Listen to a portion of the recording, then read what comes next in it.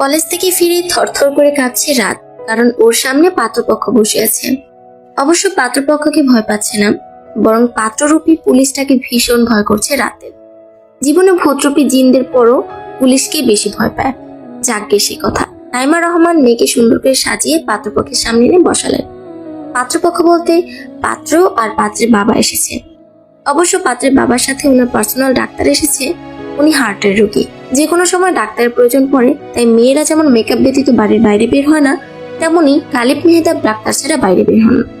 রাতের বাবা জুবাইর সিদ্দিকী গলা খাকারি দিয়ে বললেন, আপনার ছেলের নামটা যেন কি? গালিব মেহেদাব কিছু বলার আগে একটা গুরুগম্ভীর নিরেট কণ্ঠস্বর ভেসে আসলো। জি, গুরবাজ মেহতাব। জুবাইর সিদ্দিকী মুচকি হেসে বললেন, ও হ্যাঁ, মনে পড়েছে। আসলে আমার ভুলে যাওয়ার রোগ আছে, মাঝে মাঝে তো নিজের নামই ভুলে যাই। দেখ, সে কথা বাদ দেন। এই যে আমার মেয়ে জিম সিদ্দিকী। ওনার কথা শুনে সবাই অবাক নয়নে ওনার দিকে দৃষ্টি দিলেন। বল খেলতে ব্যস্ত থাকা 10 বছরের ছেলে জিম মুখে রাগের আভা এনে বলল, বাবা, জিম তোমার ছেলের নাম, মেয়ের নাম না? জুবাইর সিদ্দিকী নিজের ভুলে লজ্জা পেয়ে গেলেন, কিন্তু বাইরে গাম্ভীর্যতা বজায় রেখে বললেন, আমি ইচ্ছে করেই ভুল বলেছি। দেখলাম তোমার মনোযোগ আছে কি নেই। যেহেতু মনোযোগ আছে, তো এখন আসল কথা বলা যাক। উনি নিজের পাশে বসে থাকা কলেজ পুরা মেয়ের মাথায় হাত রেখে বললেন, আমার মেয়ে রাত সিদ্দিকী। ও ছোট থেকে একটু চঞ্চল প্রকৃতির, তাই এভাবে গড় গড় করে কথা বলে চলেছে। আবারও সকলে চোখ বড় বড় করে ওনার দিকে তাকালো। গালিব মেহতাব নিজের বুকে হাত রেখে বললেন, ভাইজান, আপনার মেয়ে তো আসার পর থেকে এখনো একটা কথাও বলেনি। রাত বাবার সন্নিকটে এগিয়ে গিয়ে কণ্ঠটা খাটো করে বলল, বাবা, এইসব বৈশিষ্ট্য জ্যোৎস্নার। আমি জ্যোৎস্না না, আমি রাত। জুবাইর সিদ্দিকী থতমত খেয়ে গেলেন। পরমুহূর্তে নিজের ভুল শুধরে নিয়ে বললেন, ওই আর কি, একই কথা। আমার মেয়ে রাত একটু ভীতু আর লাজুক প্রকৃতি, তাই কথা বলতে লজ্জা পাচ্ছে, কিছু মনে করবেন না। গালিব মেহতাব ওনার কথা শুনে বুক ভরে নিঃশ্বাস নিলেন, কেননা একটু আগে ওনার শ্বাসটান উঠতে ধরেছিল। রাতের মা নাইমা রহমান সকলের জন্য টুকটাক রাস্তায় নিয়ে বিভিন্ন রকম কথা বলতে লাগলেন। সেসব কথা একটু মনোযোগ নেই রাতের। ও মাথা নিচু রেখে নিজে ভয় কাটানোর চেষ্টা করে চলেছে। তবে সামনের মানুষটাকে দেখার কৌতূহল ভীষণ হতে লাগলো, তাই ও ধীরে ধীরে চোখ তুলে সামনের মানুষটার দিকে তাকালো। তাকাতেই একটা গম্ভীর মুখমণ্ডল নজরে আসলো ওর। হঠাৎ সেই গম্ভীর মুখের মালিক ওর দিকে তাকাতেই ওর চটজলদি চোখ সরিয়ে নিল। এমন সময় জিমের বয়সী একটা ছেলে সেখানে চলে আসলো। সকলকে দেখে ওর ভ্রু কুঁচকে গেল। ও এসেছিল জিমের সাথে খেলতে, কিন্তু এখানে অন্য কাহিনী হচ্ছে। দেখে প্লাবনের মনে কৌতূহল দেখা দিল। ও জুবাইর রহমানের কাছে গিয়ে বলল, কার বিয়ে হতে চলেছে আঙ্কেল? জুবাইর রহমান নাম ভোলা রোগের কারণে বলে ফেললেন। জ্যোৎস্নার বিয়ে। কথাটা শুনতে প্লাবনের চোখ কপালে উঠে গেল। ও জিমের সাথে খেলার কথা ভুলে গেল, কারণ একজনকে ওর গুরুত্বপূর্ণ একটা খবর দেওয়া বেশি জরুরি। ওর গমন পথে থেকে ভ্রুকুচকে কিছুক্ষণ তাকিয়ে থেকে নাইমা রহমান কাটকাট গলায় বললেন, জ্যোৎস্না না রাতের বিয়ে? জুবাইর রহমান বিন্দুমাত্র বিচলিত না হয়ে বললেন, একই হলো। নাইমা রহমান কপাল কুচকে নিজে মাথা মোটা স্বামীর দিকে তাকিয়ে থেকে চোখ সরিয়ে নিলেন। গালিব মেহতাব বাথরুমে যাওয়ার জন্য উঠে বসলেন। অবশ্য সাথে ডাক্তারকেও নিয়েছেন। ডাক্তার ছাড়া উনি কোথাও যান না বলে কথা। দরজার কাছাকাছি যেতেই নিজের চোখের সামনে আরেকটা রাতকে দেখে উনি বুকে হাত দিয়ে স্তব্ধ হয়ে গেলেন। উনি একবার সামনে রাতকে দেখছেন, তো একবার পিছনে বসে থাকা রাতকে দেখছেন।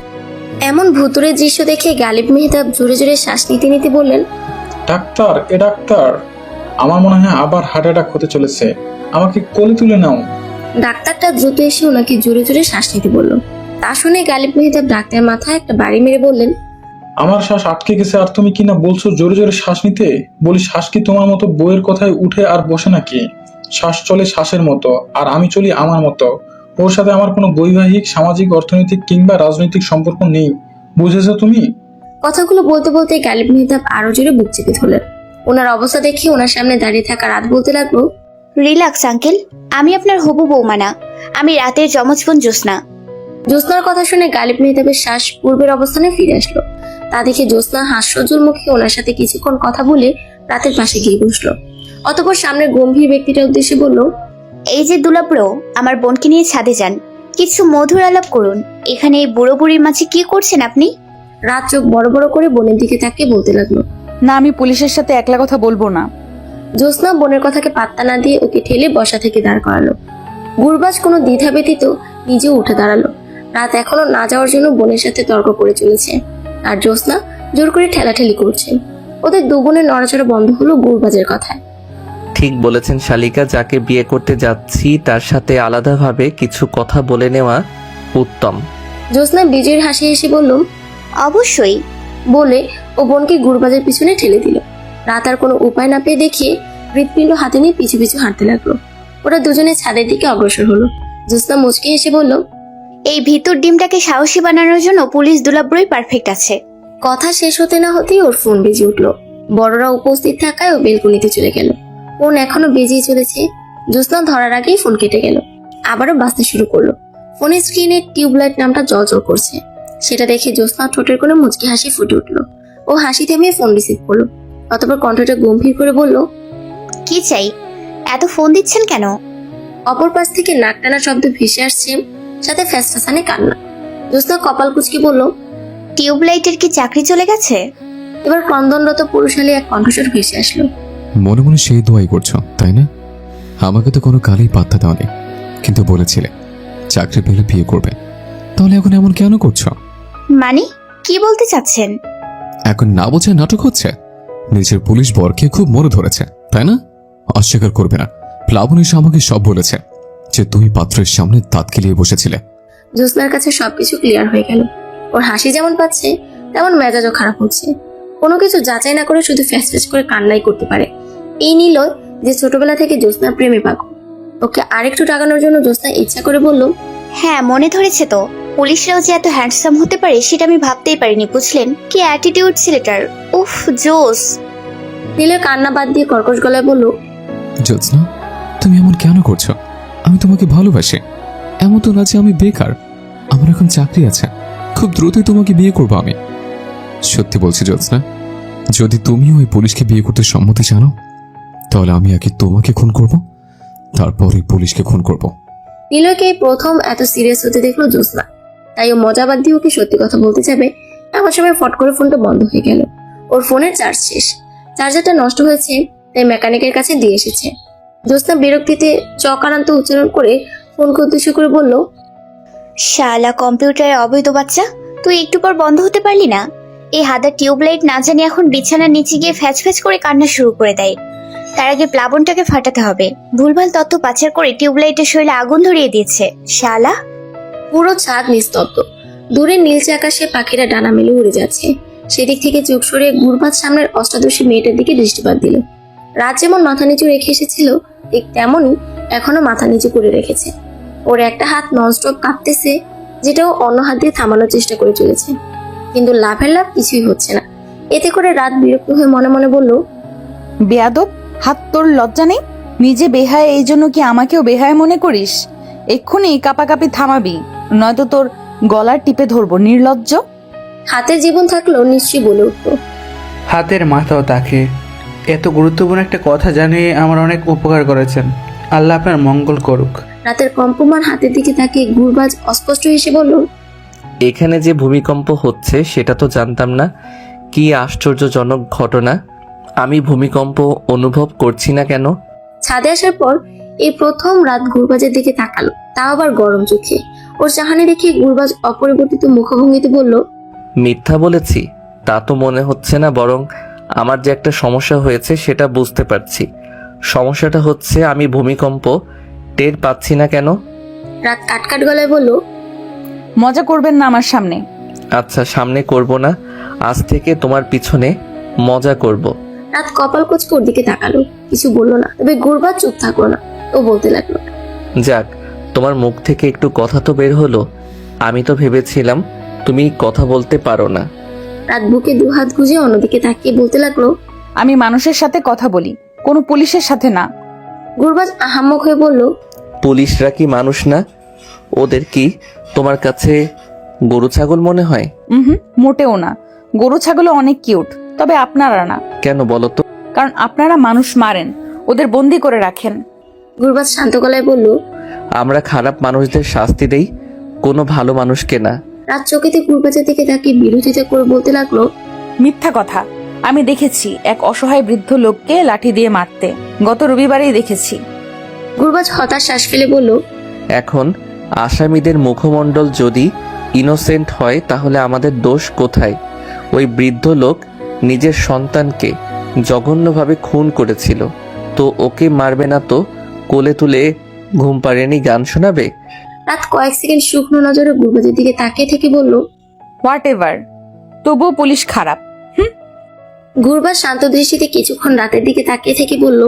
বিয়ের পর আমাদের বাচ্চা তোমার ভুল ধারণা ভেঙে দিবে। রাত বিস্ফোরিত নয়নে গুরবাজের দিকে তাকিয়ে গড়গড় করে বলল। আপনাকে আমি বিয়ে করব না। গুরবাজ ভ্রু নাচিয়ে বলল, কেন? আপনি পুলিশ তাই? শুধু একটা কারণে তো বিয়ে ভাঙবো না আমি, তোমাকে আরো কিছু কারণ বলতে হবে। রাত ক্ষণকাল চুপ করে থাকলো, মনে মনে আরো কিছু কারণ খুঁজে বের করার জন্য। পাক্কা 10 মিনিট গবেষণা করার পর রাত উচ্ছ্বসিত কণ্ঠে বলে উঠলো, পেয়েছি। কি? রাত বুকে দুহাত গুজে কাটকাট গলায় বলল, আপনি হাসেন না, যে মানুষ হাসে না তাকে আমি বিয়ে করব না। ওকে? গুরবাজ তৎক্ষণাৎ জবাব দিল। আমি হাসার জন্য একটু সময় পাই না, সারাদিন অনেক ব্যস্ত থাকি, তাই হাসার জন্য সময় বের করতে পারি না। রাতের চোয়াল ঝুলে গেল। এই প্রথম কোনো মানুষের দেখা পেল যে নাকি হাসার জন্য সময় পায় না। ও ভ্রুকুচকে বলতে লাগলো, বাথরুমে গেলেও তো একটু সময় পাওয়া যায়, তখন কি করেন? গুরবাজ গলা খাকারি দিয়ে বলল। ওখানে অন্য জরুরি কাজে যাই, হাসার সময় কোথায়? রাত আহাম্মক হয়ে গুরবাজের দিকে তাকিয়ে আছে। একটু পর গুরবাজ বলে উঠল, তুমি ফেল। তোমাকে নিম্নে 10টা কারণ দেখানো উচিত ছিল, যেহেতু তুমি ভাবার জন্য 10 মিনিট সময় নিয়েছিলে, তাই বিয়েটা হচ্ছে। বিয়ে নিয়ে কোনো অভিযোগ থাকলে সেটা আমাদের পোটলাকে সময় করে বুঝিয়ে বলো, ঠিক আছে? রাতের মাথা আলো ঝালো হয়ে গেল। ও বিড়বিড় করে বলল, কি সব বলছে এই লোক? মাথাটা খারাপ নাকি? এখন তো দেখছি আমার ছোটবেলার ধারণাটাই ঠিক ছিল। পুলিশরা আসলে মানুষ না, ওরা তার ছেঁড়া পাগল কিসিমের প্রজাতি। নিজের ভাবনা শেষ হতে না হতে নিচ থেকে শোরগোল ভেসে আসতে লাগলো। রাত আর গুরবাজ একে অপরের দিকে ভ্রুকুচকে তাকে দ্রুত নিচে নামতে লাগলো। ড্রয়িং রুমে আসতে দেখতে পেল বহু মানুষের আনাগোনা। অবশ্য গালিব মেহতাব আর ডাক্তার ব্যতীত অতিরিক্ত 4 জন মানুষ যুক্ত হয়েছে। নীলু উস্কো খুস্কো চুলে, এলোমেলো জামা কাপড়ে, ফুলে যাওয়া লাল চোখে রাতের দিকে তাকিয়ে আছে। ওর এমন অবস্থা দেখে রাতের ভ্রু কুচকে গেল। ও নীলয়কে চেনে। এই ছেলেটা জ্যোৎস্নার পিছনে পাগল। প্রতিদিন জ্যোৎস্নাকে কল দিত, যদিও জ্যোৎস্না রিসিভ করতো না। তবে মাঝে মাঝে 2-1 বার কথা বলে মজা নিত দুই বোনে। রাত যতদূর জানে জ্যোৎস্নাও মনে মনে নীলয়কে একটু একটু পছন্দ করে এবং খুব শীঘ্রই দুজনে বিয়ে হওয়ার সম্ভাবনা আছে। কিন্তু আজ নীলয়ের এমন অবস্থা দেখেও পুরো ভাবাচেকা খেয়ে গেল। নীলয় রক্তাক্ত চোখে এক পলক গুরবাজের দিকে তাকিয়ে অতঃপর রাতের দিকে তাকালো এবং নিনাদ করে বলল, আমি ব্যতীত তোমাকে কেউ বিয়ে করতে পারবে না। তুমি নিজের কথার খেলাপ করতে পারো না। তোমার স্বামী হবে একমাত্র আমি, এবং আজই তোমাকে বউ বানিয়ে নিয়ে যাব। গুরবাজের চোয়াল শক্ত হয়ে গেল। ও অত্যন্ত কর্কশ কণ্ঠে রাতকে জিজ্ঞাসা করলো, ছেলেটাকে এসব কি বলছে? রাত কিছু বলার আগে নীলয় বলে উঠলো, খবরদার ওর সাথে কথা বলবেন না। ওকে আমি ভালোবাসি, আর ওর নিজেও আমাকে ভালোবাসে। গুরবাজ এবার থমকে উঠে বলল, শাট আপ, আমি আপনার সাথে কথা বলছি না। বলে ও রাতের দিকে তাকিয়ে বলল, ওকে তুমি ভালোবাসো? রাত এসব ঘটনায় ভয় পেয়ে গেল। নীলয় যে কি জ্যোৎস্না ভেবেছে সেটাও বেশ ভালোভাবেই বুঝতে পারলো। তাই ও আশেপাশে তাকিয়ে জ্যোৎস্নাকে খুঁজতে লাগলো। কিন্তু ওর এই নীরবতা যে একজনকে ভীষণ পীড়া দিচ্ছে সেটাও বুঝতে পারছে না।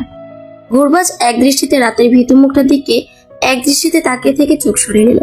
অতঃপর গম্ভীর গলায় বলল, বুঝতে পেরেছি, ওসব কারণ শুধুমাত্র অজুহাত ছিল, আসল কারণ তো এটা, তাই না? রাত জ্যোৎস্নাকে খোঁজা বাদ দিয়ে চোখে গুরবাজের দিকে তাকিয়ে বলল, কি বুঝেছেন আপনি? যা বোঝার ছিল তাই বুঝেছি। এসব ঘটনায় এদিকে গালিব মেহতাব এখন পর্যন্ত 3 থেকে 4 বার হার্টের সাথে যুদ্ধ করেছেন। উনি আবার বুকে হাত দিয়ে দুর্বল কণ্ঠে বলতে লাগলেন, আমার শ্বাস আজকে বেয়াদব হয়ে গেছে, বারবার নাচানাচি করছে, বলছে এখানে আমার ছেলের বিয়ের কথা চলছে, তোর ছেলের না। ডাক্তারটা বলতে লাগলো, স্যার আপনার আজকে 12 বার শ্বাসটান উঠেছে। আগামী 1 বছরের শ্বাসটান আপনি একদিনেই কমপ্লিট করেছেন। আপনাকে কংগ্রাচুলেশন। আশা রাখছি আপনি এই রেকর্ড ভবিষ্যতে ভেঙে দিবেন। গালিব মেহতাব নিজের ধরপড় করতে থাকা বুককে সাইডে রেখে ডাক্তারের কান টেনে ধরে বলতে লাগলেন, এখানে আমি ক্রিকেট কিংবা ফুটবল খেলছি না যে রেকর্ড গড়ব। তোমাকে ডাক্তার কে বানিয়েছে আহাম্মক? আর তোমাকে আমার জন্য কোন মাথা মোটা অ্যাপয়েন্ট করেছিল? ডাক্তারটা নিজের কান ছাড়িয়ে নিয়ে দাঁত বের করে বলল, স্যার আপনি? গালিব মেহতাব খুব একটা লজ্জা পাওয়ার সময় পেলেন না রাতের কথা শুনে। রাত গুরবাজের কথার বিপরীতে বলে উঠল, আমি কোনো অজুহাত দেইনি, আর সবচেয়ে বড় কথা আমি ওনাকে ভালোবাসি না। রাতের কথায় গুরবাজ খানিকটা স্বস্তি পেলেও নীলয় অবিশ্বাস্য কণ্ঠে বলতে লাগলো, এভাবে ধোকা দিচ্ছ আমাকে? তোমার যদি পুলিশের চাকরি পছন্দ হয়ে থাকে তাহলে আমাকে বলো, আমি চাকরি পাওয়ার জন্য যা যা করা লাগে তাই করব, তবুও তোমাকে আমার চাই। গুরবাজ অত্যন্ত গম্ভীর গলায় বলল। Just shut up. নিলয় গম্ভীর গলায় জবাব দিল। You shut up. আপনি আমাদের মাঝে কোনো কথা বলবেন না। ওরা দুজন বেশ রেগে গেছে। ওদের মাঝে কথা কাটাকাটি চলতে লাগলো। এমন সময় হন্তদন্ত হয়ে জ্যোৎস্না ড্রয়িং রুমে চলে আসলো। ও এতক্ষণ ওর ফোনের জন্য চার্জার খুঁজছিল। অনেক খোঁজার পর চার্জার পেলেও ফোন চার্জে লাগিয়ে নিলয়কে কল করার চেষ্টা করছিল, কিন্তু ফোন রিসিভ হচ্ছিল না। তখন এসব চেঁচামেচি কানে যেতেই ও দ্রুত পথে এখানে চলে এসেছে। সমস্ত ঘটনা চুপচাপ দেখার পর জুবের সিদ্দিকী নিলয়কে উদ্দেশ্য করে বললেন, তুমি জিমকে বিয়ে করতে চাও না? সোফায় কপাল কুঁচকে বসে থাকা জিম বাবার কথা শুনে বিরক্তিতে চোখ মুখ খিচিয়ে বলে উঠল। বাবা জিম, আমি এইখানে আপুর কথা চলছে। জুবের সিদ্দিকী নিজের ভুল ঢাকার জন্য কিছু লজিক শোনাতে যাবেন, ঠিক তখন নাইমা রহমান ওনাকে থামিয়ে দিয়ে নিলয়কে বললেন, তুমি রাতকে ভালোবাসো? নিলয়, জ্যোৎস্না আর রাত একসাথে বলে উঠল, না। না। সবাই ওদের তিনজনের দিকে হতভম্ব হয়ে চোখে তাকালো। আবারও গালে মেহতাবের শ্বাসটান উঠে গেছে, তবুও তিনি ঘটনার দিকে মনোযোগ অব্যাহত রাখলেন।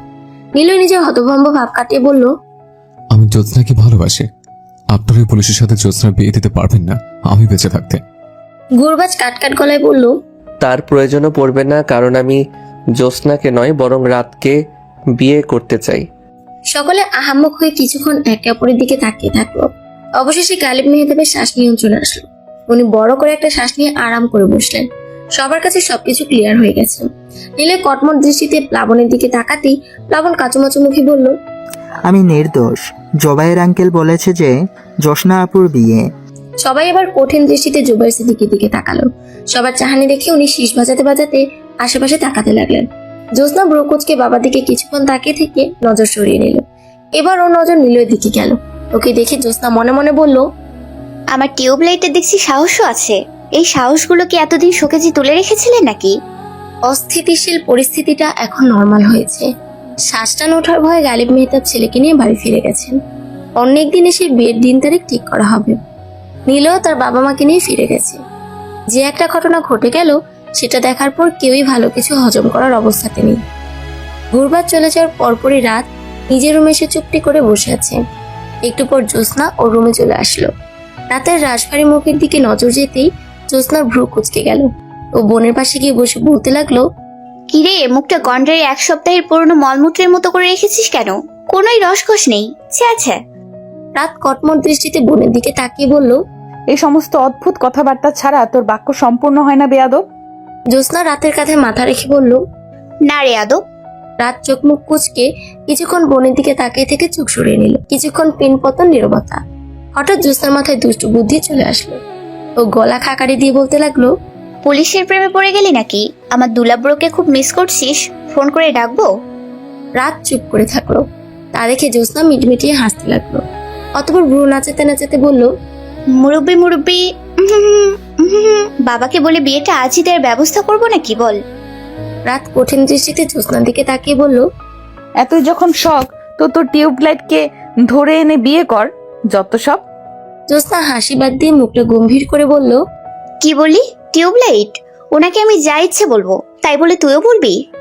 হ্যাঁ বলবো, কারণ তোর ওই টিউবলাইটের বোকামির জন্য আজ আমি হার্ট অ্যাটাক করতে ধরেছিলাম। হ্যাঁ, তোর সাথে একমত, কিন্তু টিউবলাইট বলবি না, সম্মান দিয়ে কথা বলবি। ভুলে যাস না আমি তোর 5 মিনিটের বড়, সেই হিসেবে উনি তোর গুরুজন। গুরুজনকে সম্মান দিয়ে কথা বলতে হয়। যা, ছোট বোন জন্য এবারের মতো মাফ করে দিলাম। রাত ভ্রুকুচকে কয়েক সেকেন্ড বোনের দিকে তাকিয়ে থেকে বলল, আবার যদি এমন উল্টাপাল্টা কিছু করে তখন বলবি দিয়ে সম্মানীয় দুলা ভাই, আপনার মাথায় 2 থেকে 1টা তারের গন্ডগোলের কারণে আমার হাই প্রেশারও হাই হয়ে গিয়েছিল। তাই বিনীত নিবেদন এই যে অনুগ্রহপূর্বক আপনার মাথাটা কিছুক্ষণের জন্য শোকেজে ভরিয়ে রাখুন। ধন্যবাদ। জ্যোৎস্নার নাটকীয় ভাবে বলা কথাটায় রাত না চাইতেও জোরে হেসে ফেলল। ওর হাসি দেখে জ্যোৎস্নাও হাসতে শুরু করলো। এভাবে দুজনে বেশ কিছুক্ষণ হাসার পর ক্লান্ত হয়ে বিছানায় গায়ে এলিয়ে দিল। কিন্তু হঠাৎ রাত দরফর করে বিছানা থেকে উঠে জ্যোৎস্নার হাত টেনে বলল, এ শোন না। জ্যোৎস্নার শোয়া অবস্থাতে ভ্রু নাচিয়ে বলল, কি? রাত আমতামতা করে বলল, আমি ওই পুলিশকে বিয়ে করব না। তুই একটু বাবা মায়ের সাথে কথা বলে দেখ না বনু। জ্যোৎস্না তরাক করে শোয়া থেকে উঠে বসলো। বোনের করুণ মুখের দিকে ক্ষণকাল তাকিয়ে থেকে বলল, কেন করবি না বিয়ে? রাত বোনের চোখে চোখ রেখে বলল, ওনাকে দেখলেই আমার ভয় লাগে। শুধু মনে হয় কখন না জানি আমাকে তুলে আছাড় মারে। জ্যোৎস্না হেসে ফেলে বলল, হায় আল্লাহ, তোকে কেন আছাড় মারবে? উদ্দেশ্য কি? জানি না, কিন্তু সত্যি বলছি খুব ভয় লাগে। তার উপর জানিস উনি একটুও হাসেন না, উনি নাকি হাসার সময় পান না। এটা কোনো কথা বল? একটা মানুষ নাকি হাসার জন্য সময় পায় না, কি আশ্চর্য। জ্যোৎস্না ওর কথা শুনে 1 সেকেন্ড নিশ্চুপ থেকে অট্টহাসিতে ফেটে পড়ল। হাসতে হাসতে বলল, শালা হাসার জন্য নাকি সময় পায় না, আর এদিকে আমি সারাদিন হাসার কারণে পড়াশোনার জন্য সময় বের করতে পারি না। ছ্যাঃ, বাই দ্য ওয়ে, দুলাব্রোকে আমার হেব্বি পছন্দ হয়েছে। রাত বোনকে ঝাঁকিয়ে বলল, বিয়েটা ক্যান্সেল করার ব্যবস্থা কর ইয়ার। সর বেডি, আমি বিয়ে ভাঙার মতো অশ্লীল কাজের ধারে কাছেও নেই। সবচেয়ে বড় কথা, দুলাব্রোকে আমার পছন্দ হয়েছে। সো এইসব ঢঙের আলাপ বাদ দিয়ে ইন্সপেক্টর গুরবাজ মাহতাবের কথা ভাব। আমি গেলাম খাবার খেতে, এত কাহিনী দেখে পেট খালি হয়ে গেছে। কথাটা বলে জ্যোৎস্না রুম থেকে বেরিয়ে গেল। ওদিকে রাত অসহায় মুখে বসে আছে। এমন সময় ওর ফোন বেজে উঠল। ফোনের স্ক্রিনে অপরিচিত নাম্বার দেখে রাতের ভ্রু কুঁচকে গেল। ও ফোন রিসিভ করে সালাম দিয়ে বলল, কে? গুরবাজ শান্ত গলায় বলল, তোমার বাচ্চার বাবা। ব্যক্তিটা কে বুঝতে পারতেই রাতের বুকটা ভয় ধুকপুক করতে লাগলো। ওর গলায় এসে সব কথামালা আটকে গেল। গুরবাজ উত্তর না পেয়ে পুনরায় বলল, এত ভয় পেলে হবে? আমাকে ভয় পাবে আমাদের বাচ্চারা, বাচ্চার মা কেন ভয় পাবে? রাত অবশেষে মুখ খুলে বলল, বাচ্চার কথা বলবেন না খবরদার। আমি বললাম না আপনাকে বিয়ে করব না? আমিও বললাম না তোমাকে আমি বিয়ে করবই করব। কেন জোর করছেন? কেন জেদ করছো? কারণ আমি পুলিশ।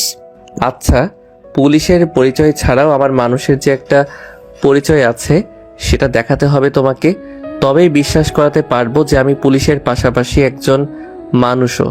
আমি চাই না দেখতে। কিন্তু আমি তো দেখাতে চাই। রাত সিদ্দিকী। পারবেন না। পারবো। আমি আজ একটা কেস নিয়ে ব্যস্ত আছি, তো কাল তোমাদের বাড়ির পাশের রেস্টুরেন্টে আমাদের দেখা হচ্ছে। সকাল 10টায় পৌঁছে যেও। লাভ নেই, আমি যাব না। বলে রাত ফট করে ফোনটা কেটে দিল। জ্যোৎস্না চলেই যাচ্ছিল, কিন্তু রাতকে বোনে কথা বলতে দেখেও থেমে গিয়েছে। সব শোনার পর আর বোনের এমন আচরণ দেখার পর ওর মুখটা পোড়া বেগুনের মতো গম্ভীর হয়ে গেল। ও দাঁতে দাঁত চেপে বিড়বিড় করে বলল, শালা, তোকে তো এবার দুলাভাইকে বিয়ে করতেই হবে। তোর এত ঢঙার নেওয়া যাচ্ছে না। দেখ আমি কি করি, তার আগে একটু খাই। জ্যোৎস্না 10টা আপেল আর 5টা কমলা খেয়ে রুমে চলে গেল নিজের মিশন কমপ্লিট করার জন্য। কিন্তু এই মিশন কমপ্লিট করার জন্য ওর রাতের ফোনের দরকার পড়বে। ও বোনের দিকে যেতে ধরবে, এমন সময় ওর ফোনে মেসেজের টুংটাং শব্দ হলো। ফোন হাতে নিয়ে দেখলো নিলয়ের মেসেজ। ও লিখেছে, তোমার বোনের পছন্দ ভালো না, তবে তোমার পছন্দ কিন্তু মারাত্মক। নয়তো আমার মধ্যে একটা ছেলেকে পছন্দ করতে না তুমি। মেসেজটা দেখে জ্যোৎস্না কি রিয়েক্ট করবে বুঝতে পারছে না। ক্ষণকাল আহাম্মক হয়ে থাকার পর ও রিপ্লাই দিল, সেই জন্যই আপনি বিছানার তলে গিয়ে ফ্যাচ ফ্যাচ করে কাঁদেন, আর আমার দুলাব্র আসামিদের কাঁদায়। আসলে আমার পছন্দ ইউনিক। মেসেজ দিয়ে নিলয় মিটমিটিয়ে হাসছিল, কিন্তু জ্যোৎস্নার রিপ্লাই দেখে ও থতমত খেয়ে গেল। নিজের প্রেস্টিজ এভাবে নষ্ট হতে দিতে পারে না ও, তাই টাইপ করতে লাগলো। আমি তো কাঁদার অভিনয় করেছিলাম, দেখলাম তুমি কি রিয়াক্ট করো। ছেলেরা কাঁদে না, বুঝলে? আমিও পুলিশকে 1 সেকেন্ডে কাঁদিয়ে ফেলতে পারি। নেহাতি তোমার বোনের কষ্ট হবে দেখে চুপ ছিলাম, নয়তো দেখিয়ে দিতাম এই নিলয় মাহমুদ কি জিনিস। ওর মেসেজ দেখে জ্যোৎস্না পাক্কা 2 মিনিট হাসলো, অতঃপর রিপ্লাই দিল, জাহাপনা আজকের মতো ঢপ মারা শেষ হয়ে থাকলে গিয়ে একটু গোসল করুন। এতটা মিথ্যা কথা হয়তো আপনার শরীরের শিরা উপশিরা সহ্য করতে পারছে না। নিলয়কে মেসেজ দেওয়া শেষ করে জ্যোৎস্না চলে গেল রাতের ফোন চুরি করতে। ভাগ্য ওর সহায় ছিল, রাত নিজের রুমে ছিল না। সেই সুযোগে ও ফোনটা নিয়ে নিজের রুমে চলে গেল। তারপর রিসেন্ট ডায়াল করা নাম্বারটাতে ফোন দিল। একবার রিং করতে রিসিভ হল। রাতে থেকে এমন রিজেকশন পেয়ে গুরবাজের মুড অফ হয়ে গিয়েছিল, তাই রাতে থেকে ফোন পাওয়া মাত্রই রিসিভ করলো। জ্যোৎস্না নিজের তিরিং বিরিং স্বভাব আর কথাবার্তাকে নমনীয় করে বলল, তখন ওভাবে কথা বলাটা হয়তো উচিত হয়নি আমার। ঠিক আছে, কাল আপনার সাথে দেখা করব আমি। গুরবাজ ভীষণ খুশি হয়ে বলল, ঠিক আছে, কাল ঠিক 10টায় রেস্টুরেন্টে দেখা হচ্ছে আমাদের। জ্যোৎস্না ফোন কেটে দিয়ে বড় করে একটা নিঃশ্বাস নিল, তবে পিছু ঘুরে তাকাতেই ওর পিলে চমকে উঠল। রাত ওর পিছনে দাঁড়িয়ে আছে। জ্যোৎস্না নিজেকে সামলে ইতস্তত করে বলল, এখানে কি করছিস? রাত বুকে 2 হাত গুজে কাটকাট গলায় বলল, তুই কি করছিস বলতো? জ্যোৎস্না আমতা করে বলল, কুকু কি করেছি মানে? আমার ফোন তোর কাছে কেন? জ্যোৎস্না নিজের নার্ভাসনেস দূর করার জন্য গলা খাকারি দিয়ে বলল, কি করছি মানে? তুই জানিস না আমার ফোন এমবি নেই? ভিডিও না দেখতে পেরে আমার গালিব আঙ্কেলের মতো শ্বাস টান উঠে যাচ্ছিল, তাই তোর ফোনে একটু ভিডিও দেখছিলাম। এত হিংসুক কেন রে তুই? পরদিন ভোরবেলা ঘুম থেকে উঠে রাত ফজরের নামাজ আদায় করে নিল। তারপর বেলকনিতে গিয়ে ঠান্ডা ঠান্ডা বাতাস অনুভব করতে লাগলো। কাল না বলার পর ওর গুরবাজের সাথে আর কথা হয়নি এবং কথা বলার কোনো ইচ্ছাও নেই। আরো কিছুক্ষণ প্রকৃতির সাথে একাকী সময় কাটানোর পর রাত নিচে চলে গেল মাকে রান্নায় সাহায্য করার জন্য। নাইমা রহমান মেয়ের সাথে হাসি ঠাট্টা করতে করতে রান্না সম্পূর্ণ করতে লাগলেন। অন্যদিকে জ্যোৎস্না জিমের সাথে বসে ওকে পড়ায় সাহায্য করে দিচ্ছে। আর মাঝে মাঝে মেজাজ হারিয়ে জ্যোৎস্না জিমের মাথায় চাটি মারতেও ভুল করছে না। জোবাইর সিদ্দিকী সিঁড়ি বেয়ে নিচে নামতে নামতে সেই দৃশ্য দেখতে লাগলেন। ভাই বোনের থেকে চোখ সরিয়ে উনি সোফায় বসে খবরের কাগজে চোখ বুলাতে লাগলেন। ওদিকে জ্যোৎস্না জিমের গালে একটা ফোঁটা মেরে বলল, গাধার গাধা, এই ব্রেন নিয়ে তুই পড়াশোনা করার মতো সাহস দেখিয়েছিস? তোর বুকের পাটা আছে মানতে হবে। জিম গালে হাত বোলাতে বোলাতে ভ্রুকুচকে বোনের দিকে তাকিয়ে বলল, বোনের ব্রেন যেমন ভাইয়ের ব্রেনও তেমন। তুমি যদি ওই ব্রেন দিয়ে পড়াশোনা করতে পারো তাহলে আমিও পারি, তবে তোমার মতো অন্তত 33 মার্ক পেয়ে পাশ করব না আমি? জ্যোৎস্না থতমত খেয়ে গেল, কিন্তু উপরে বুঝতে দিল না যে ও লজ্জা পাচ্ছে। ও অন্তত ভাব নিয়ে বলতে লাগলো, আরে পাগলা, পরীক্ষার হলে গিয়ে সেদিন আমার প্রচন্ড ক্ষুধা লেগেছিল, তাই পরীক্ষা অর্ধেক দিয়ে চলে এসেছিলাম। নয়তো সব প্রশ্ন আমার কমন ছিল। যদি ক্ষুধা না লাগতো তাহলে দেখতি 100 এর মধ্যে স্যার আমাকে খুশি 100 মার্ক দিতে বাধ্য হতো। আর সবচেয়ে বড় কথা, 33 পেলেও পাস আর 90 পেলেও পাস। তো অযথা পেটকে অগ্রাহ্য করে আমি পরীক্ষাকে কেন এত মূল্য দিতে যাবো রে? ওর দিকে চোখ সরু করে কিছুক্ষণ তাকিয়ে থেকে জিম বইয়ের পাতায় মনোযোগ দিল।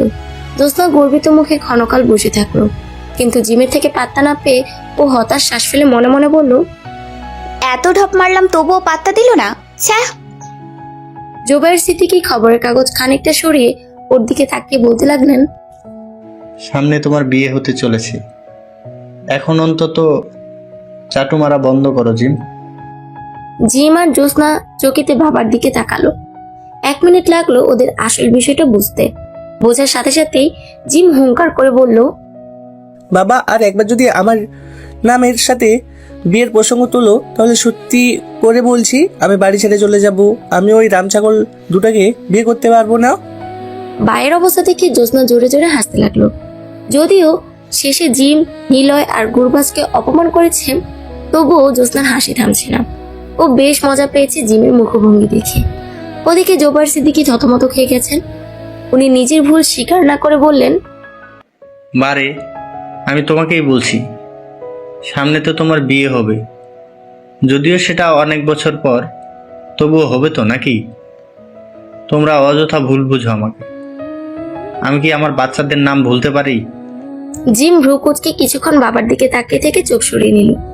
এই বাড়ির এই দুই ব্যক্তির সাথে জিম পেরে ওঠে না, কারণ এরা দুজন জীবনেও নিজের ভুল স্বীকার করে না, বরং আলতু ফালতু লজিক দেখিয়ে নিজেদের ভুল ঢাকার চেষ্টা করে। তাই জিমও বেশি কথা বাড়ায় না। বয়স কম হলেও বুদ্ধি পরিমাণের তুলনায় একটু বেশিই পেয়েছে ও। জিম চুপচাপ থাকলেও জ্যোৎস্নার হাসি চুপ হচ্ছে না, বরং সময়ের সাথে সাথে সেটা আরো বেড়ে চলেছে। তা দেখে জোবাইর সিদ্দিকীর একটু অল্প একটু লজ্জা লাগছে। তাই উনি গলা খাকারি দিয়ে বলে উঠলেন, হাসি থামাও জোনাকি, জিমের বলা কথাটা তোমার উপরও বর্তায়। তোমার দ্রুত বিয়ে হতে চলেছে, এবার অন্তত নিজের আচরণ অল্প একটু নমনীয় করো। জ্যোৎস্নার হাসি থেমে গেল। ও শান্ত দৃষ্টিতে বাবার দিকে তাকিয়ে থাকলো। এই প্রথমবার জিম হাসতে লাগলো। জোবাইর সিদ্দিকীর ভ্রু কুঁচকে গেল। উনি ভেবে পাচ্ছে না জিমের হাসির কারণ কি হতে পারে। উনি তো হাসার মতো কিছু বলেননি, তাই না?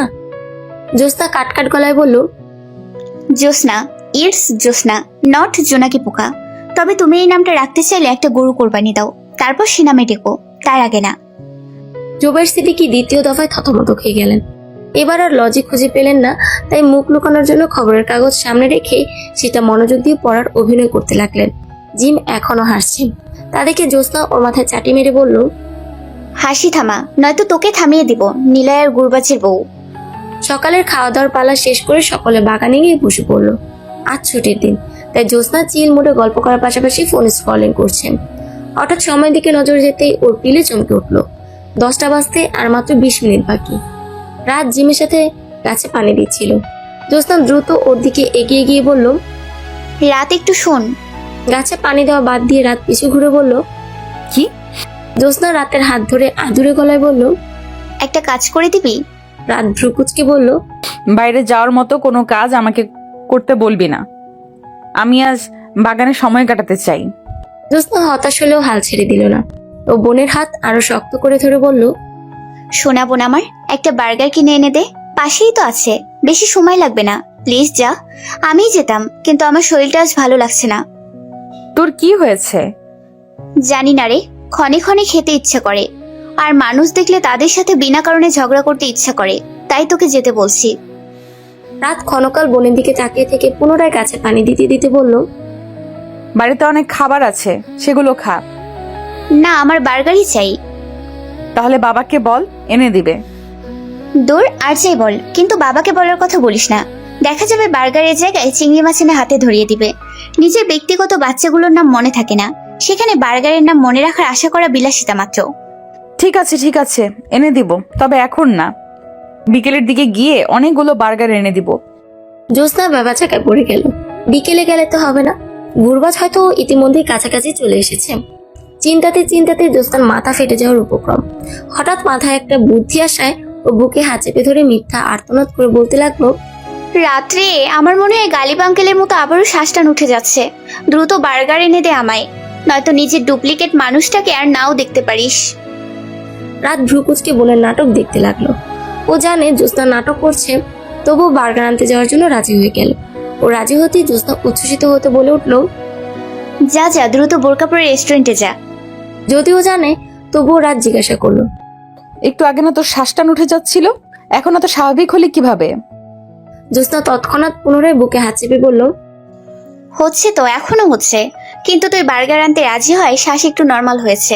তুই এসব বুঝবি না, সো দ্রুত বার্গার কিনতে যা, তোর হয়ে আমি গাছে পানি দিচ্ছি। রাত 10:10 রেস্টুরেন্টে পৌঁছালো। সোজা গিয়ে ও একটা বার্গার কিনতে লাগলো। ও ঠিক উল্টো দিকে গুরবাজ তার একজন সহকারী অফিসারের সাথে এসেছে। আজ গুরবাজ পুলিশের ইউনিফর্ম পরেনি, বরং ব্লু শার্টের সাথে সাদা প্যান্ট পরেছে। ওকে আজ একটু অন্যরকমই লাগছে। গুরবাজের সহযোগী অফিসার কালো মিয়া বলে উঠল, স্যার, আপনাকে দেখলেই আমি ক্রাশ খাচ্ছি, মুখে একটা মাস্ক পরে নিন। গুরবাজ কঠিন দৃষ্টিতে তাকাতেই কালো মিয়ার কৌতুকময় মুখটা মুহূর্তেই চুপসে গেল।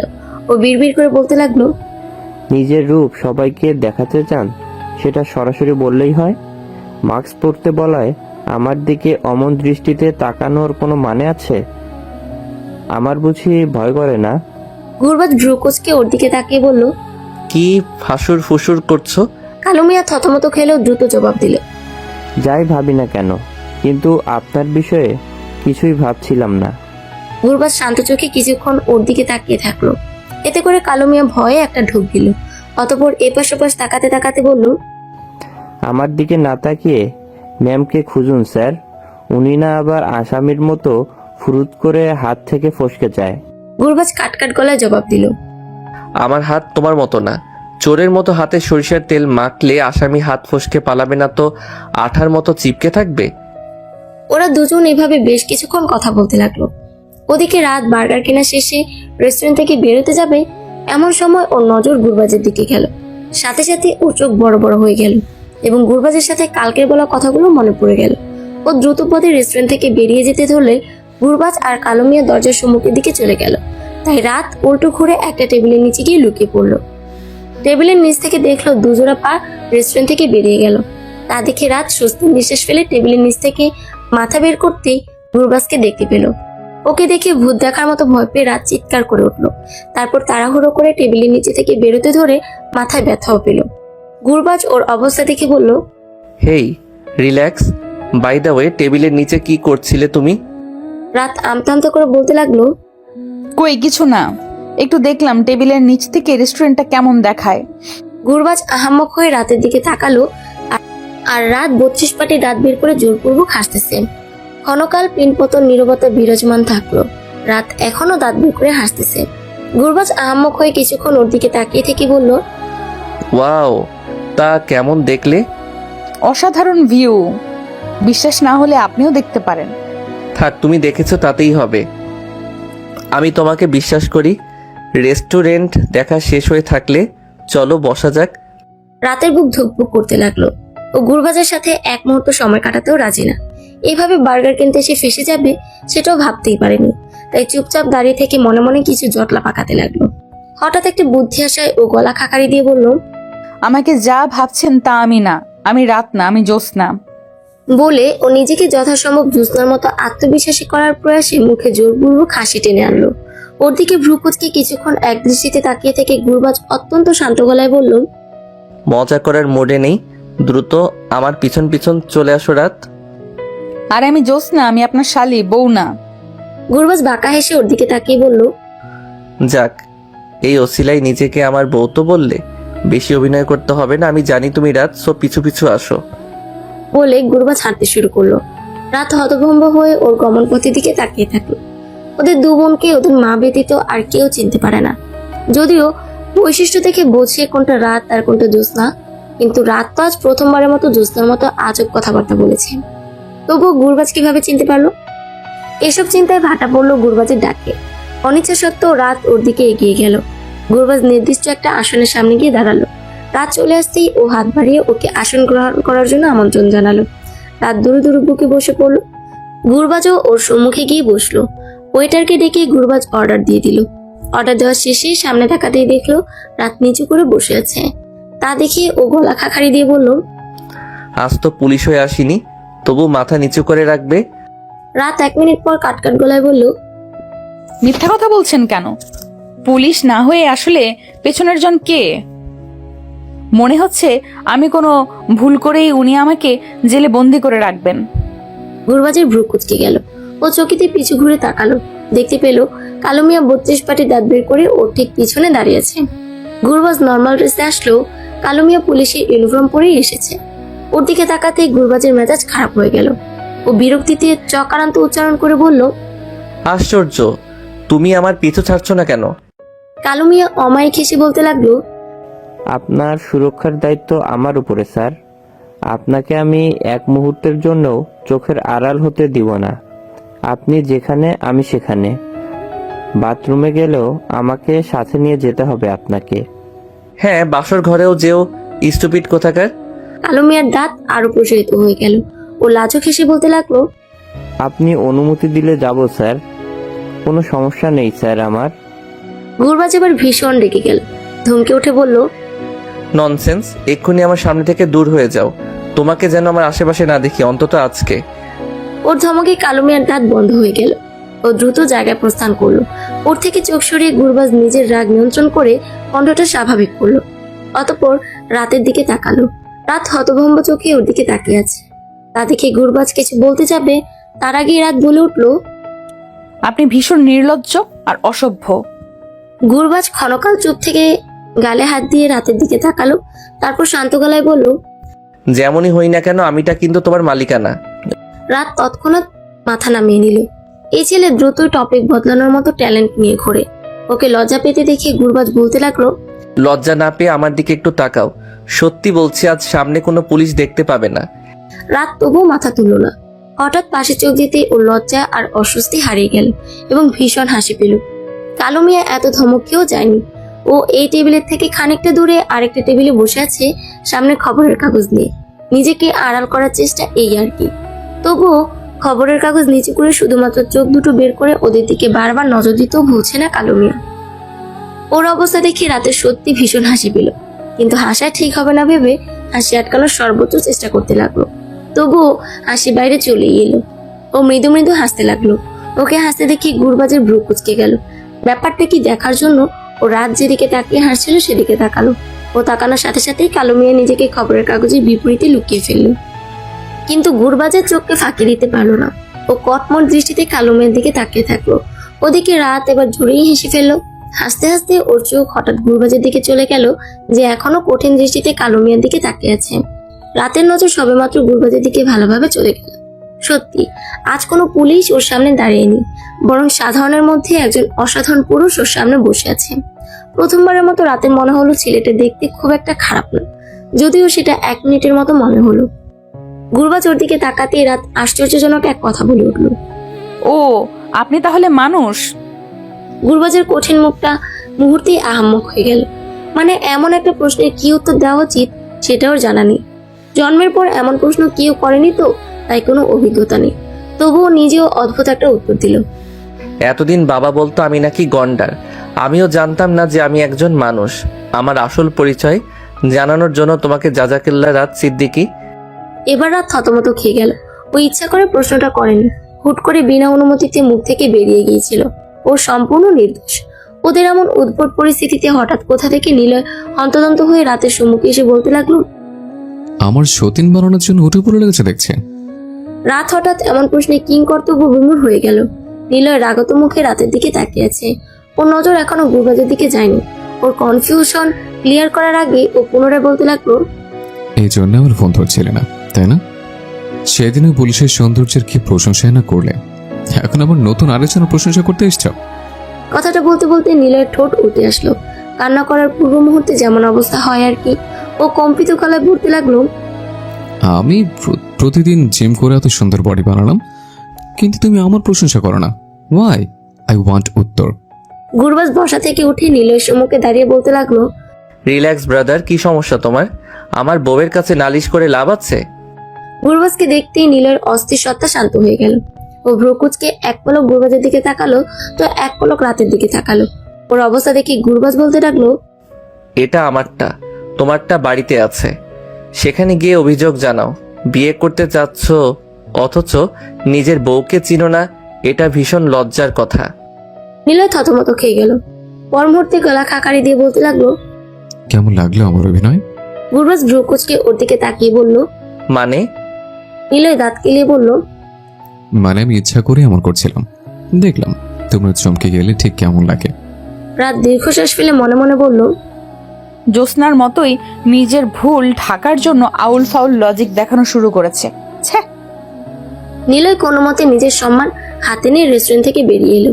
ও আর যাই হোক ওই পুলিশের সাথে কোনোভাবেই হারতে চায় না, তাই যান হাতে নিয়ে পালিয়ে এসেছে। ও আরেকবার রেস্টুরেন্টের দিকে তাকিয়ে বিড়বিড় করে বলতে লাগলো, মানুষ চমচ হয় ঠিক আছে, কিন্তু তাই বলে এতটা চমচ? কণ্ঠ, মুখ, হাঁটা চলা সব একই রকম, কোনো পার্থক্য নেই। ছ্যা, শুধু সত্তাটাই আলাদা। তবে যাই বলো না কেন, আমার জ্যোৎস্না বেস্ট। কথাটা বলে নিলয় লাজুক হাসলো। হঠাৎ মাথার মধ্যে এক নতুন চিন্তার উদ্বেগ হতেই ও ফটাফট ফোন বের করে জ্যোৎস্নাকে কল দিল। এবার কিছুক্ষণের মধ্যেই রিসিভ হলো।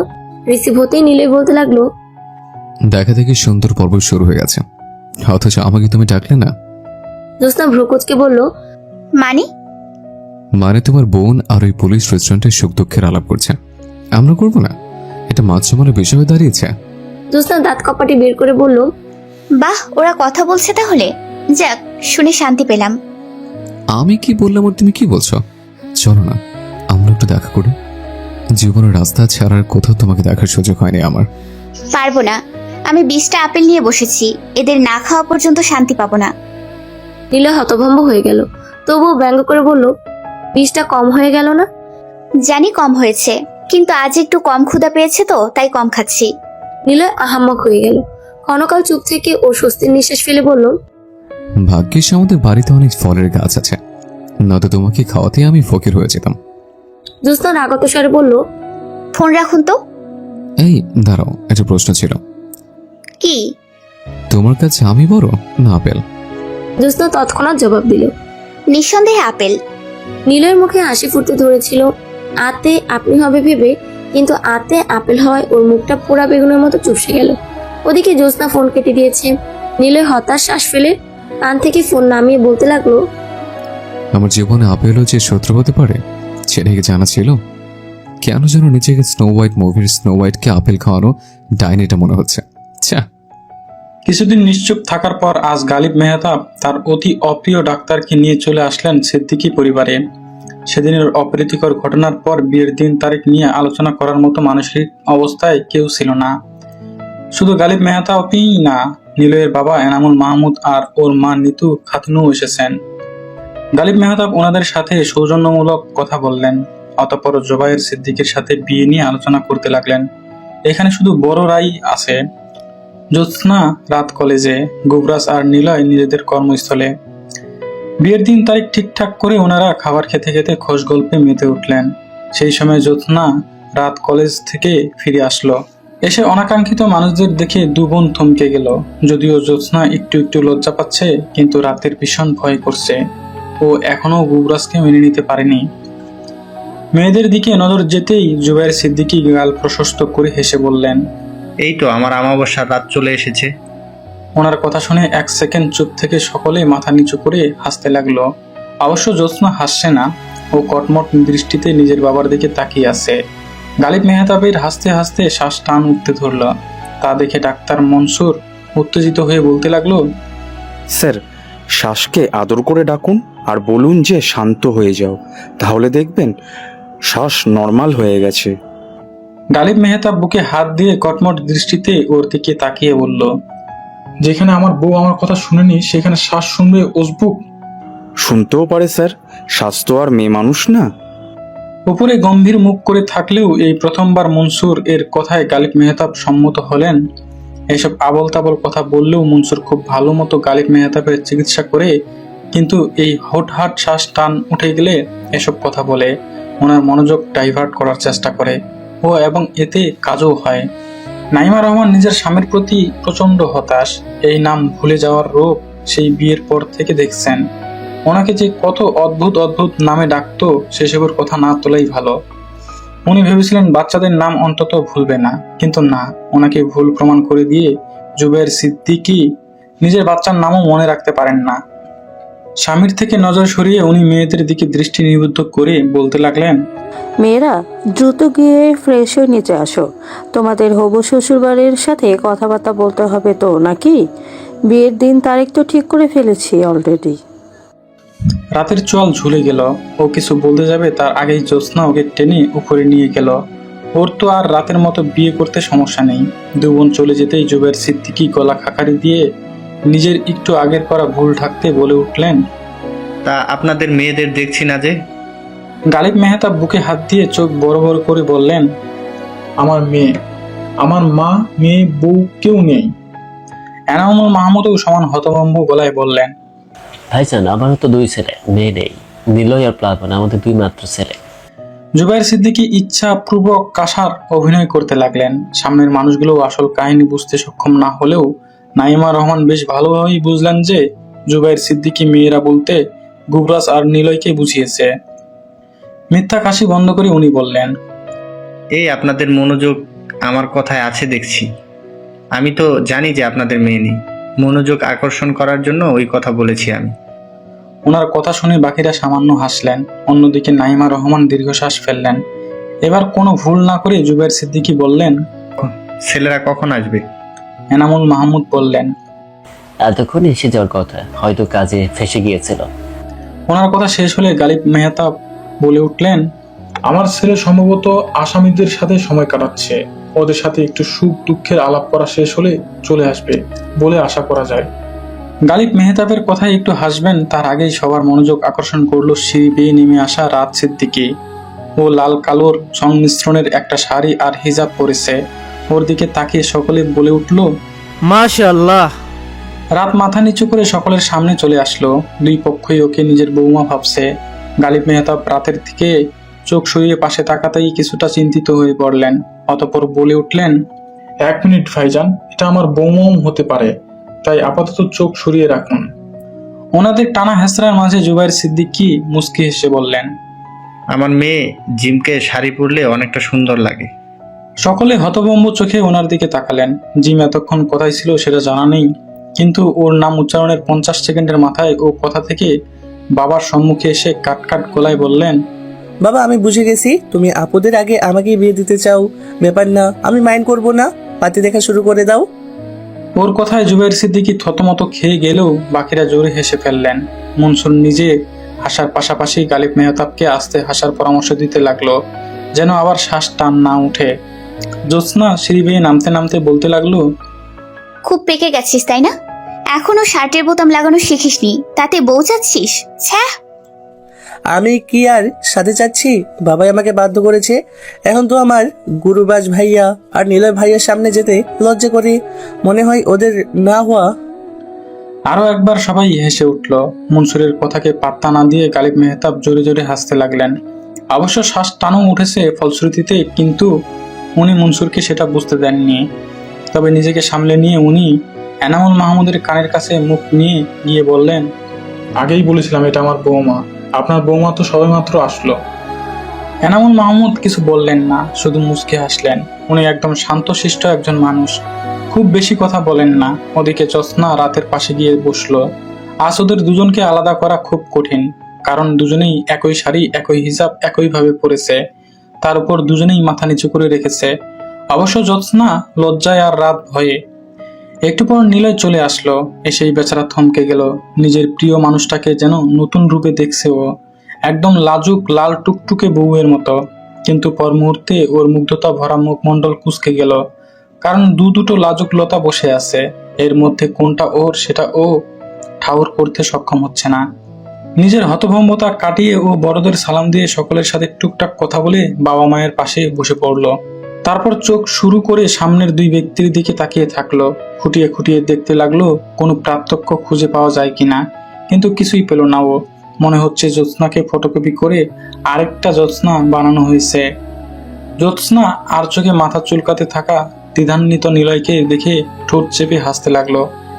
একই শাড়ি পরার আইডিয়াটা ওরই ছিল। ও শুধু নিলয় না, গুবরাজকেও আজ দ্বিধায় ফেলতে চায়। সেদিন রাত এসে ওকে বলেছে সব। গুবরাজ কিভাবে রাতকে চিনতে পেল সেটাই অনুসন্ধান করতে চায় জ্যোৎস্না। জ্যোৎস্না ছাদে চলে গেল কিছু সময়ের জন্য।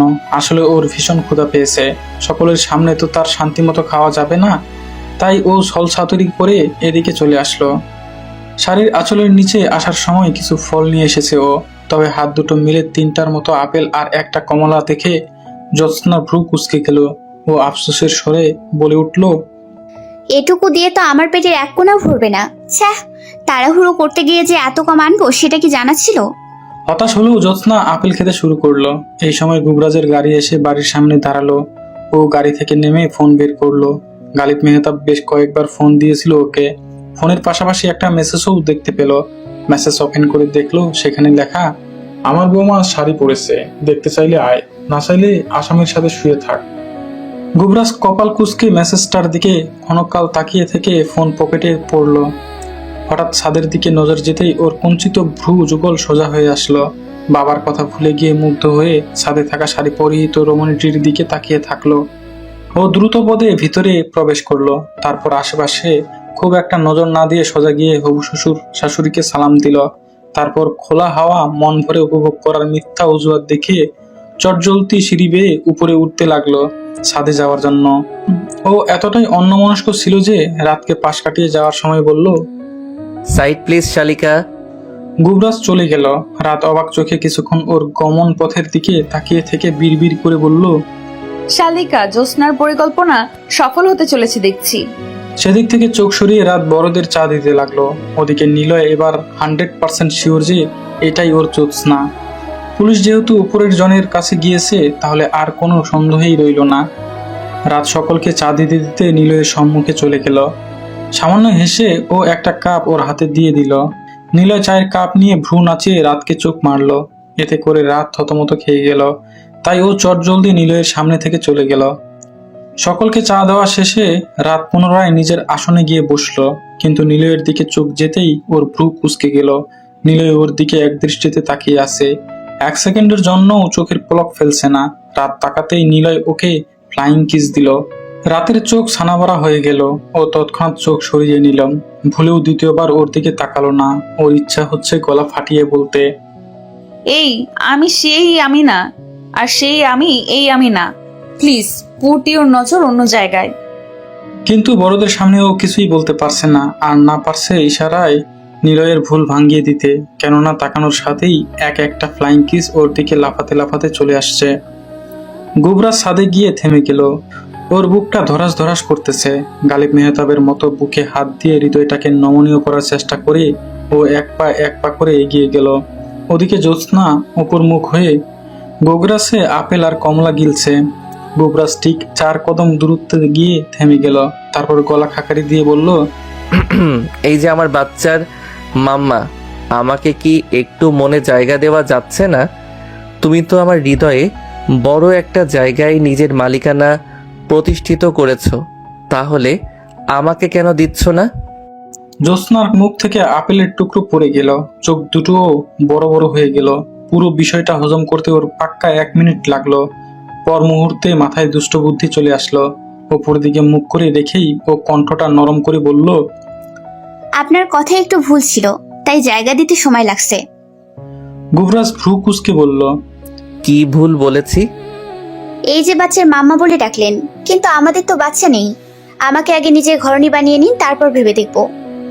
ঘরণী বানাতে চাই না, তোমাকে আমার হৃদয়ের রানী বানাতে চাই। ঠিক আছে, সময় নাও, কিন্তু জায়গাটা যেন আমিই পাই। জ্যোৎস্না মিটমিট করে হাসতে লাগলো। রাতকে আর একটু ফাঁসানোর জন্য ও বলতে লাগলো, একটা সত্যি কথা বলি, বলো। আপনাকে আমার পছন্দ হয়েছে। আপনি আমার স্বপ্নে দেখা রাজকুমারের মতোই। গুবরাজের মনটা মুহূর্তেই নেচে উঠল। উত্তেজনায় ওর গলা কাঁপতে লাগলো। ওর অবস্থা নিজ চোখে দেখার জন্য জ্যোৎস্না পিছু ঘুরলো। তবে জ্যোৎস্না সেই দৃশ্য উপভোগ করতে পারলো না, কারণ ওকে দেখতেই গুবরাজের পিলে চমকে উঠল। গালিব মেহতাবের মতো বুকে হাত দিয়ে ও থতমত গলায় বলল, সর্বনাশ, আমি তোমাকে রাত ভেবেছিলাম। জ্যোৎস্না বেশ চমকে উঠল। ও অভিনয় করা বাদ দিয়ে বলতে লাগলো, কিভাবে চিনলেন দুলাব্রু? কত কষ্টে নিজের সত্তাকে লুকিয়ে রাখলাম, তবুও ধরেই ফেললেন। যাক সে কথা, আপনার চোখ দুটো আমার টিউবলাইটকে দান করা যায় না দুলাব্রু? সকলের হাসি ঠাট্টায় ড্রয়িং রুম গমগম করছে, কিন্তু রাত থতমত মুখে মাথা নিচু করে রেখেছে। নিলয় যে কোনোভাবেই থামছে না। এমন সময় গুবরাজ হন্তদন্ত হয়ে নিচে নেমে আসলো। ওর মুখটাও থতমত হয়ে আছে। তবে নিলয়কে দেখতেই ওর চোখ মুখ কুঁচকে গেল।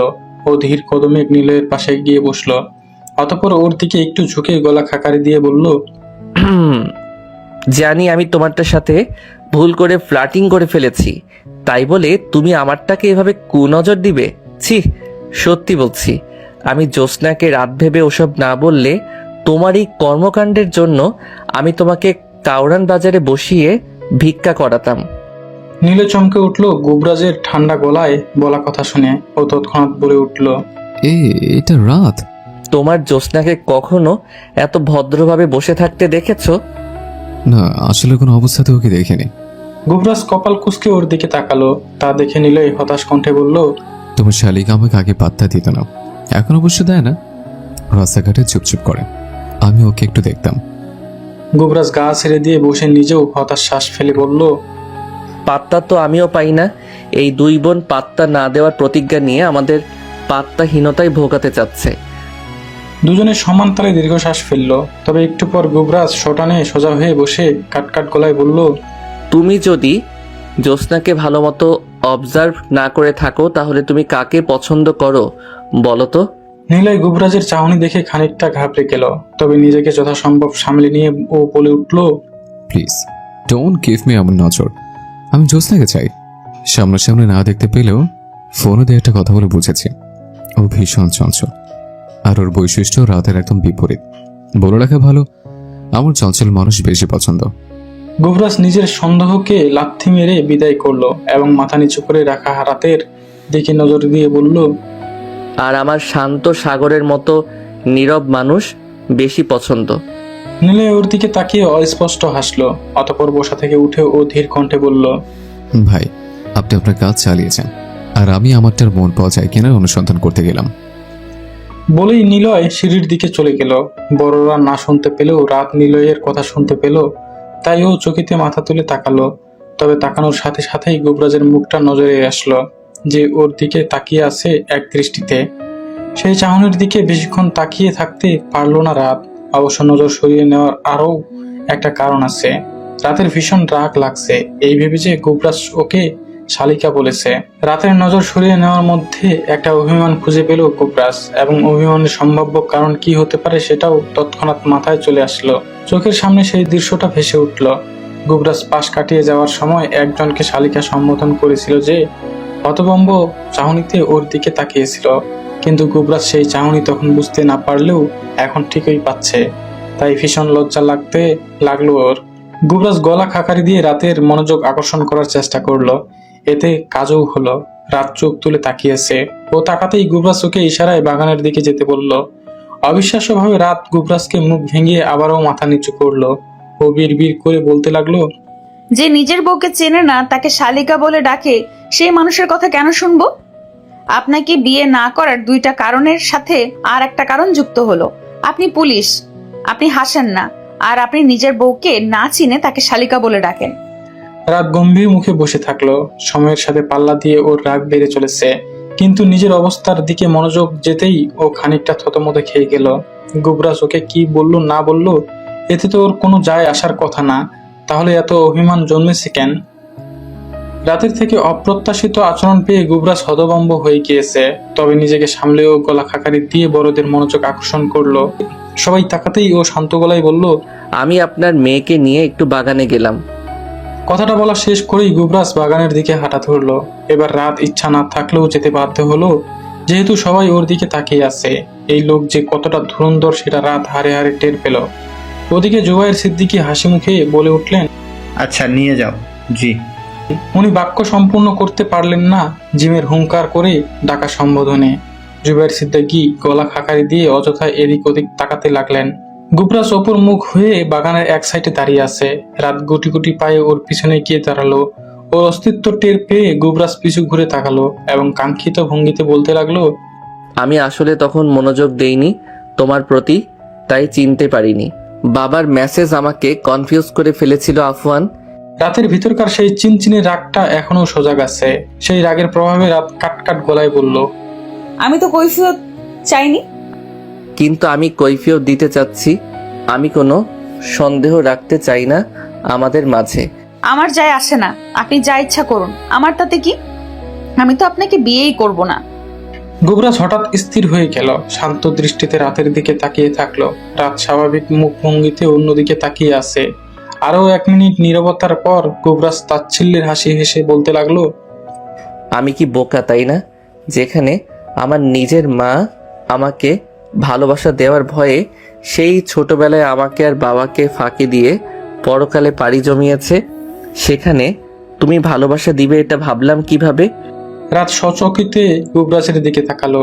ওর মুখটা কেমন অসহায় ভাব গ্রহণ করেছে তা দেখে রাতের প্রচন্ড খারাপ লাগলো। ও তো ওটা অভিমান থেকে বলেছিল, এখন ওর বিয়ে করতে কোনো সমস্যা নেই। তবে এটা সত্যি যে গুবরাজের প্রতি এখনো ওর কোনো অনুভূতি জন্মায়নি, তাই বলে বিয়ে করবে না এটা ওর ভাবনায় আসেনি। গুবরাজ হাত ঘড়ির দিকে এক পলক তাকিয়ে বলল, আমাকে ডিউটিতে যেতে হবে, সবাইকে জানিয়ে দিও আমি গেলাম। গুবরাজ বাড়ি থেকে বেরিয়ে গেল। ওর গমন পথের দিকে তাকিয়ে রাতের মুখটা ফ্যাকাশে হয়ে গেল। লোকটা যে ভীষণ কষ্ট পেয়েছে সেটাও ভালো মতোই বুঝে গেল। গুবরাজ চলে যাওয়ার আরো কিছুক্ষণ পর নিলয় আর জ্যোৎস্না নিচে নেমে আসলো। এই এতটা সময় নিলয় অনেক পরিশ্রম করেছে জ্যোৎস্নাকে একটু বাইরে নিয়ে যাওয়ার অনুমতি নিতে। অবশ্য জ্যোৎস্না রাজি হচ্ছিল না। শেষে নিলয় ওকে আপেলের লোভ দেখিয়ে বাইরে যেতে সম্মত করেছে। ড্রয়িং রুমে এসে বড়দের থেকে অনুমতি নিয়ে ওরা দুজন বেরিয়ে পড়লো। রাস্তায় নির্দিষ্ট দূরত্ব বজায় রেখে ওরা হাঁটতে লাগলো। নিলয় আর চোখে বরকা পরা জ্যোৎস্নার দিকে তাকিয়ে মনে মনে বলল, শালা আপেল, তুই দেখি অনেক কাজের, তুই সতীর নয় বন্ধু হয়ে যাবি সেটা ভাবতেই পারিনি। কিছু দূর যাওয়ার পর হঠাৎ জ্যোৎস্না বলে উঠল, এই শুনুন, দুলাব্রো তো আমাকে রাত ভেবেছিল, আপনি রাতকে আমি ভাবিনি তো? ও ভেবেছে তো ভেবেছে, সাথে টপাটপ ফ্লাইং কিছু ছুড়েছে। এটা জ্যোৎস্নাকে বললে ওর আর রক্ষে থাকবে না, তাই ও গলা খাকারি দিয়ে প্রচন্ড ভাব নিয়ে বলল, পাগল হয়েছ? আমি কি তোমার দোলাব্রো যে নিচে বউকে চিনবো না?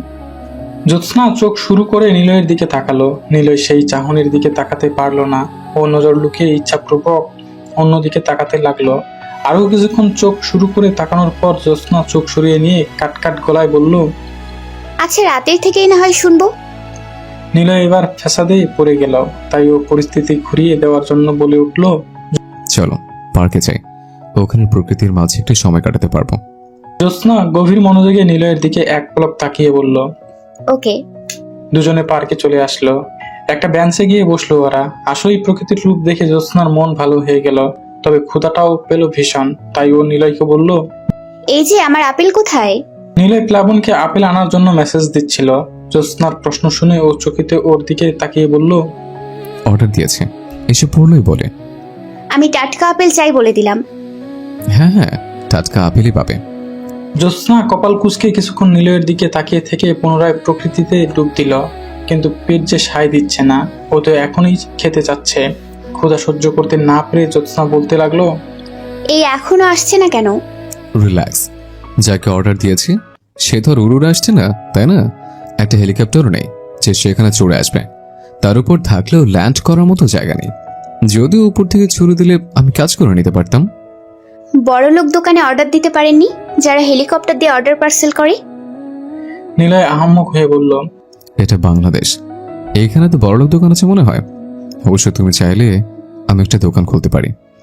জ্যোৎস্না মুখ ভেঙচি কেটে বলল। যে টিউবলাইট ফ্যাচ ফ্যাচ করে কাঁদে সে এত আত্মবিশ্বাস কোথায় পায়?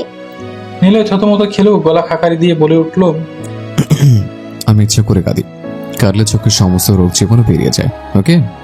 জ্যোৎস্না হেসে ফেলে বলল। টিউবলাইটের লজিক টিউবলাইটের মতোই।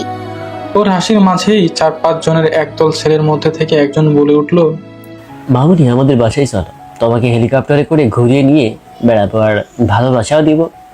জ্যোৎস্নার হাসি থেমে গেল। ছেলেটা আবারও বলে উঠল, তোমার পছন্দ এত খারাপ কেন? আবার হ্যাংলা ছেলের সাথে তোমার কি?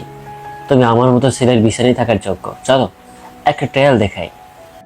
বলে ছেলেটা কুৎসিত ভাবে হাসলো। ওর সাথে ওর সাঙ্গ পাঙ্গগুলোও হাসলো। জ্যোৎস্নার মুখটা থতমত হয়ে গেছে, সাথে ভীষণ কান্নাও পাচ্ছে এত বৃষ্টির কথা শুনে। ও অস্ফুট স্বরে নিলয়কে বলল, চলুন এখান থেকে যাই। নিলয় অত্যন্ত গম্ভীর গলায় বলল, কেন? এরা ভালো না, প্লিজ এখান থেকে চলুন। কথাটা বলার সময় ওর গলা কেঁপে উঠল আর চোখ ছলছল করে উঠল। তা দেখে নিলয়ের মুখটা কাঠিন্যতায় ছেয়ে গেল। ও জ্যোৎস্নাকে বলতে লাগলো, তুমি এখানে বসে থাকো, আমি আসছি। কথাটা বলে ও ছেলেগুলোর দিকে এগিয়ে গেল। তা দেখে জ্যোৎস্নার ভয়ে বুক ধুকপুক করতে লাগলো। নিলয়কে নিজেদের দিকে এগিয়ে আসতে দেখে লিডার ছেলেটা হাসতে হাসতে বলল, ও বাবা, রেগে গেছো? এই ছেলেটা রেগে গেছে, তোরা ভয় পাওয়ার অভিনয় কর। বলে ওরা ভয় পাওয়ার অভিনয় করে পর মুহূর্তে জোরে জোরে হাসতে লাগলো। নিলয় ছেলেটার মুখোমুখি হেসে দাঁড়ালো। অতঃপর নিজেও এক পলক হেসে ওর গাল বরাবর একটা ঘুষি দিল। সেই ঘুষির ভার এতটাই ছিল যে ছেলেটা মাটিতে পড়ে গেল। ওর দুনিয়া তুলতে লাগলো। তা দেখে জ্যোৎস্নার পাশাপাশি বাকি ছেলেগুলোর চোখ বড় বড় হয়ে গেল। নিলয় থামলো না। ও মাটিতে পড়ে থাকা ছেলেটার উপর ঝুঁকে ওর মুখে এলো পাতারি ঘুষি মারতে লাগলো। বাকি ছেলেগুলো এবার ভয় পেয়ে গেল। ওরা নিলয়কে আটকানোর চেষ্টা করতে লাগলো, কিন্তু পারলো না। নিলয় একের পর এক ঘুষি মেরেই চলেছে আর বলতেছে, যে মুখ দিয়ে খারাপ কথা বলে আমার জ্যোৎস্নার চোখে পানি এনেছিস, সে মুখ আমি ভেঙে দেব। অবস্থা ব্যাকতিক দেখে জ্যোৎস্না হন্তদন্ত হয়ে ওর দিকে এগিয়ে এসে ওর কাঁধ ঝাঁকিয়ে বলল, প্লিজ থামুন, মরে যাবে। মরলে মরুক, ওর জন্য মৃত্যু উপযুক্ত। ও থামছে না। জ্যোৎস্না দিশাহারা হয়ে পড়ল। পার্কে খুব একটা ভিড় নেই, তাই সাহায্যও নিতে পারবে না ও। জ্যোৎস্না নিলয়ের কলার টেনে বলল, এই নিলয়, হয়েছে তো, থামুন এবার। নিলয় এবার থেমে গেল। ও জোরে জোরে নিঃশ্বাস নিচ্ছে। এই প্রথমবার জ্যোৎস্নার মুখে নিজের নাম শুনে ও থামতে বাধ্য হলো। ছেলেটাকে আত্মরা অবস্থায় ফেলে রেখে ও হাত উঁচিয়ে বলল, দ্বিতীয়বার আমার জ্যোৎস্নার সাথে বেয়াদবি করার আগে 1000 বার ভাববে। জ্যোৎস্না ওকে টানতে টানতে নিয়ে গেল। বাকি ছেলেগুলো নিজের বসকে গিয়ে আগলে নিল। নিলয়ের হাত থেকে রক্ত ঝরছে। তা দেখে জ্যোৎস্না উত্তেজিত হয়ে বলল, হায় আল্লাহ, আপনার হাত থেকে রক্ত পড়ছে। নিলয়ের মুখটা এখনো কঠিন হয়ে আছে। ও কাট কাট গলায় বলল, যার ঝরা সে ঝরবে, তুই চুপচাপ হাঁটো। জ্যোৎস্না হাঁটলো না। ও দোকান থেকে একটা ব্যান্ডেজ কিনে এনে নিলয়কে এক জায়গায় বসিয়ে দিয়ে ওর হাত ব্যান্ডেজ করে দিতে লাগলো। হঠাৎ নিলয়ের দিকে চোখ যেতেই দেখলো ওর মুখ লাল বর্ণ ধারণ করেছে। তবে এটা রাগের জন্য না, বরং ও লজ্জায় লাল হয়েছে। তা দেখে জ্যোৎস্নার হাসি পেল। ও গলা খাকারি দিয়ে বলল, আমার টিউবলাইটের দুটো অজানা রূপ দেখলাম আজ। এক, এতটা ভয়ঙ্কর যে হতে পারে সেটা ভাবিনি। 2, আপনি লজ্জা পেলে আপনার মুখ আর কান লাল হয়ে যায়। ছ্যাঃ। নিলয় নিজের স্বভাবে ফিরে এসে বলল, যা দুষ্ট, রাস্তাঘাটে কি এভাবে হাত ধরে? আমার বলছে লজ্জা করে না? তো নির্লজ্জ হয়ে গেছে জ্যোৎস্না। প্রকৃতি আজ শান্ত রূপ ধারণ করেছে। গাছে গাছে বাসা বাঁধা পাখিরা শান্ত, বাতাস শান্ত। তেমনি শান্ত হয়ে রাত সেই শান্ত প্রকৃতির প্রতি নজর দিয়েছে। নজর প্রকৃতির দিকে থাকলেও মন যে অজানা গন্তব্যে পাড়ি জমিয়েছে। মন আর মস্তিষ্কে শুধু গুবরাজের শেষোক্ত কথা আর ওর মলিন মুখখানা ঘুরপাক খাচ্ছে। প্রকৃতি দেখা থেকে অব্যাহতি নিয়ে রাত অবহেলায় পড়ে থাকা ফোনটার দিকে তাকালো। একজনকেও ফোন দিতে যাচ্ছে, কিন্তু কোথায় যেন একটু দ্বিধা কাজ করছে। বারবার ফোনে হাত দিতে ধরেও থেমে গেল। অবশেষে ফোনটা হাতে নিল ও, কিন্তু যাকে ফোন দেওয়ার কথা তাকে দিচ্ছে না। ফোনের স্ক্রিনে পুলিশ নামটা জলজল করছে। রাত সেই সেভ করা নাম্বারটার দিকেই অনেকক্ষণ তাকিয়ে থাকলো। কয়েকবার হাতটা কল অপশনে চলে গেলেও শেষ মুহূর্তে হাত সরিয়ে নিয়েছে রাত। এসব দনামনা করতেই 1 ঘন্টা চলে গেল, কিন্তু লাভের লাভ কিছুই হলো না। হঠাৎ কথা থেকে জ্যোৎস্না উড়ে এসে কল অপশনে ক্লিক করলো। রাত 4 পর নাই অবাক হয়ে বলল, যেটা তোর করার কথা ছিল গাধা। রাত ফোন কেটে দেওয়ার চেষ্টা করতে ধরলেই জ্যোৎস্না ওকে আটকাতে লাগলো। ওদের দু বোনের ধস্তাধস্তির মাঝে ওদিকে ফোন রিসিভ হয়ে গেল। তা দেখে জ্যোৎস্না বাঁকা হেসে বলল, এবার সামলাও, আমি চললুম। জ্যোৎস্না যেমন উড়ে এসেছিল তেমনি নাচতে নাচতে চলে গেল রুম থেকে। ওর গমন পথের থেকে চোখ সরিয়ে রাত কম্পিত হাতে ফোনটা নিজের কানে রাখলো, তবে কথা বলল না। অবশ্য গুবরাজও এখনো কিছু বলছে না। এভাবে কয়েক মিনিট কেটে গেল। অতঃপর রাত বড় করে একটা শ্বাস নিয়ে নমনীয় কণ্ঠে বলল, শুনুন। পাক্কা 1 মিনিট পর গুবরাজ গমগমে স্বরে বলল, আসলে আমি কি? আমি তখন ওভাবে বলতে চাইনি। আপনাকে কষ্ট দেওয়ার কোনো ইচ্ছেই আমার ছিল না। কিন্তু দিয়েছো। আমি তো ইচ্ছে করে বলেছিলাম, মন থেকে বলিনি। তো মনে কি ছিল? আমি আপনাকে বিয়ে করতে চাই না, এটা সত্যি বলছি, মন থেকে বলিনি। বুঝলাম, মন থেকে বলনি, এটা বাইরের কথা ছিল। আমি জানতে চাচ্ছি ভেতরের কথা কি ছিল। রাত হাসফাস করতে লাগলো, তবুও অস্পষ্ট স্বরে বলে উঠল, এর উল্টোটা। তার মানে আমাকে বিয়ে করতে চাও তুমি? রাতের অবস্থা বেগতিক হয়ে গেল। এই লোক ওকে কথার জালে ফাঁসাতে চাচ্ছে, আরো ফেসেও যাচ্ছে। ওর থেকে জবাব না পেয়ে গুবরাজ কাট গলায় বলল, ও বুঝেছি, সেটাও চাও না। তুমি শুধু চাও আমি যেন বিয়েটা ভেঙে দেই, তাই না? আচ্ছা ঠিক আছে, তাই হবে, রাখছি। বলে গুবরাজ ফোন কেটে দিল। রাত থম মেরে বসে থাকলো। ওর হঠাৎ ভীষণ খারাপ লাগতে শুরু করলো। এভাবে কয় মিনিট বসে থাকলো সেটা রাত জানে না। তবে বাবার ডাকে ওর ধ্যান ভাঙলো। জুবাইর সিদ্দিকী গম্ভীর গলায় বললেন, গুরবাজ ফোন দিয়ে এসব কি বলল? জিম, দ্রুত নিচে নেমে এসো। রাত বুঝে গেল জিম বলতে ওকেই ডাকছে ওর বাবা। তার মানে গুবরাজ বিয়ে ভেঙে দিল। এত সহজেই কিভাবে ভেঙে দিল? না, রাত এসব ভাবতে পারছে না। ও তৎক্ষণাৎ গুবরাজের নাম্বারে ডায়াল করলো। 2 বার রিং পড়তেই রিসিভ হলো। রিসিভ হতেই রাত কম্পিত গলায় বলে উঠল, সত্যি বিয়ে ভেঙে দিলেন? হ্যাঁ, তো সেটাই তো তুমি চেয়েছিলে। আমি তো তোমার ইচ্ছাই পূরণ করলাম, এতেও সমস্যা? রাতের এবার চোখ ছলছল করে উঠলো। ও ভেজা কণ্ঠে বলতে লাগলো, হ্যাঁ সমস্যা, কারণ আমি ওটা চাইনি। আমি আপনাকে বিয়ে করতে চাই, আর হ্যাঁ ভালোবাসবো, সত্যি বলছি। তবুও বিয়ে ভাঙবেন না প্লিজ। বলতে বলতে রাত কেঁদে ফেললো। ক্ষণকাল ওকে কাঁদতে দিয়ে গুবরাজ অস্পষ্ট হেসে অত্যন্ত নমনীয় কণ্ঠে বলল, এই যে আমার বাচ্চাদের মাম্মা, কান্না থামাও আর বিয়ের প্রস্তুতি নাও। আমি 1 মাস পরের বিয়েটা ভেঙে দিয়ে সেটা পরশুতে এনেছি। রাত কান্না থামিয়ে হতভম্ব গলায় বলল, মানে কি? তুমি ভাবলে কিভাবে আমি তোমার সাথে বিয়ে ভেঙে দিব? না, কখনোই না। তুমি চাও আর না চাও, ভালোবাসো আর না বাসো, তবু আমার বউ হয়ে থাকতে হবে। কিন্তু কি কিন্তু? তবে তোমার ভুল বোঝাবুঝির কারণে আমি তোমার এমন রূপ দেখব সেটা ভাবতে পারিনি। এবার তো আমি তোমাকে আরো বেশি করে ভালোবেসে ফেললাম। বাই দ্য ওয়ে, নিচে গিয়ে দেখো আসল কাহিনী কি। ভুলভাল ভেবে কান্না করো না। গুবরাজ ফোন কেটে দিয়ে মুচকি হাসলো। কালু মিয়া পাশ দিয়ে যাচ্ছিল। ওর হাসির দিকে চোখ যেতেই ও আর্তনাদ করে উঠল। তা দেখে গুবরাজের মুখের হাসি মিলিয়ে গেল। ভ্রু কুঁচকে বলল, কি সমস্যা কালো মিয়া? কালু মিয়া ওর দিকে এগিয়ে এসে অবিশ্বাস্য কণ্ঠে বলে উঠল, আপনি হাসতেও পারেন? গুবরাজ কপাল কুঁচকে কিছুক্ষণ ওর দিকে তাকিয়ে থেকে ওকে দ্বিতীয় দফায় অবাক করে দিয়ে আবার হাসলো। তা দেখে কালু মিয়া আর্তনাদ করে বলতে লাগলো, স্যার, আপনার উপর জিন আসর পড়েছে। চুপ থাকো, এটা জিনের না, এটা আমার বাচ্চাদের মাম্মার আছর। বলেই গুবরাজ মুচকি মুচকি হাসতে লাগলো। আর কালু মিয়া সেই হাসির দিকে তাকিয়ে ক্ষণে ক্ষণে হার্ট অ্যাটাক করতে লাগলো। তুমি গুরবাজকে কি বলেছ? জুবাইর সিদ্দিকীর হুঙ্কারে জিম ভয় পেয়ে গেল।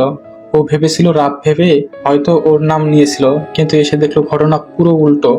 জিম মনে মনে বলতে লাগলো, দোষ করলে জিমের নাম মানে হারাই না জুবাইর সিদ্দিকী ওরফে বাবাই। জুবাইর সিদ্দিকী পুনরায় বলে উঠলেন, কি হলো, কথা বলছো না কেন? জিম অস্পষ্ট স্বরে বলল, কি বলেছি? নাইমা রহমান। জ্যোৎস্না আর রাতও হন্তদন্ত হয়ে সেখানে চলে আসলো। সবার হয়ে রাত ব্যস্ত কণ্ঠে বলে উঠল, জি ওনাকে কি বলেছে বাবা? কি বলছো জানো? সবাই একযোগে বলল। জুবাইর সিদ্দিকী ভ্রু কুঁচকে ওদের দিকে 1 সেকেন্ড তাকিয়ে থেকে বললেন, ঠিক আছে, আমি বলছি। এই লিলিপুট গুরবাজকে বলেছে তাড়াতাড়ি আপুকে বিয়ে করে নাও। আপুর বিয়ে হলে আমার বিয়েটাও নির্দ্বিধায় হয়ে যাবে।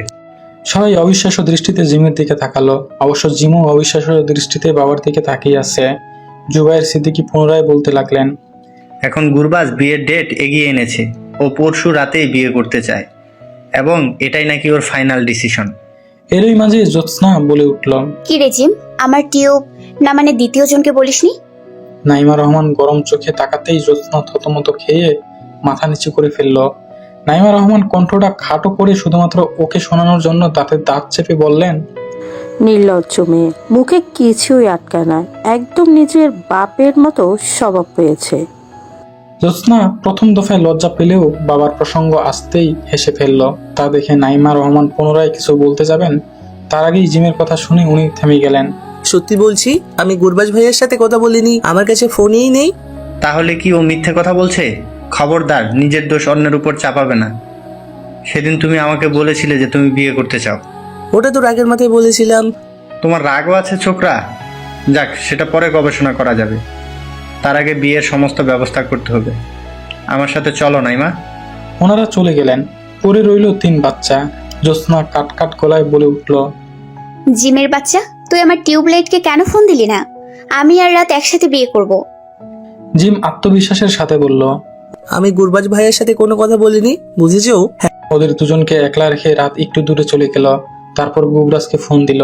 তৎক্ষণাৎ ফোন রিসিভ করে গুবরাজ বলল, এত অধৈর্য হচ্ছ কেন? পরশুই তো চলে আসবে আমার কাছে। শাট আপ! আপনি কোন সাহসে আমার ভাইয়ের নামে মিথ্যা অপবাদ দিয়েছেন? বারে, মিথ্যা অপবাদ কোথায় দিয়েছি?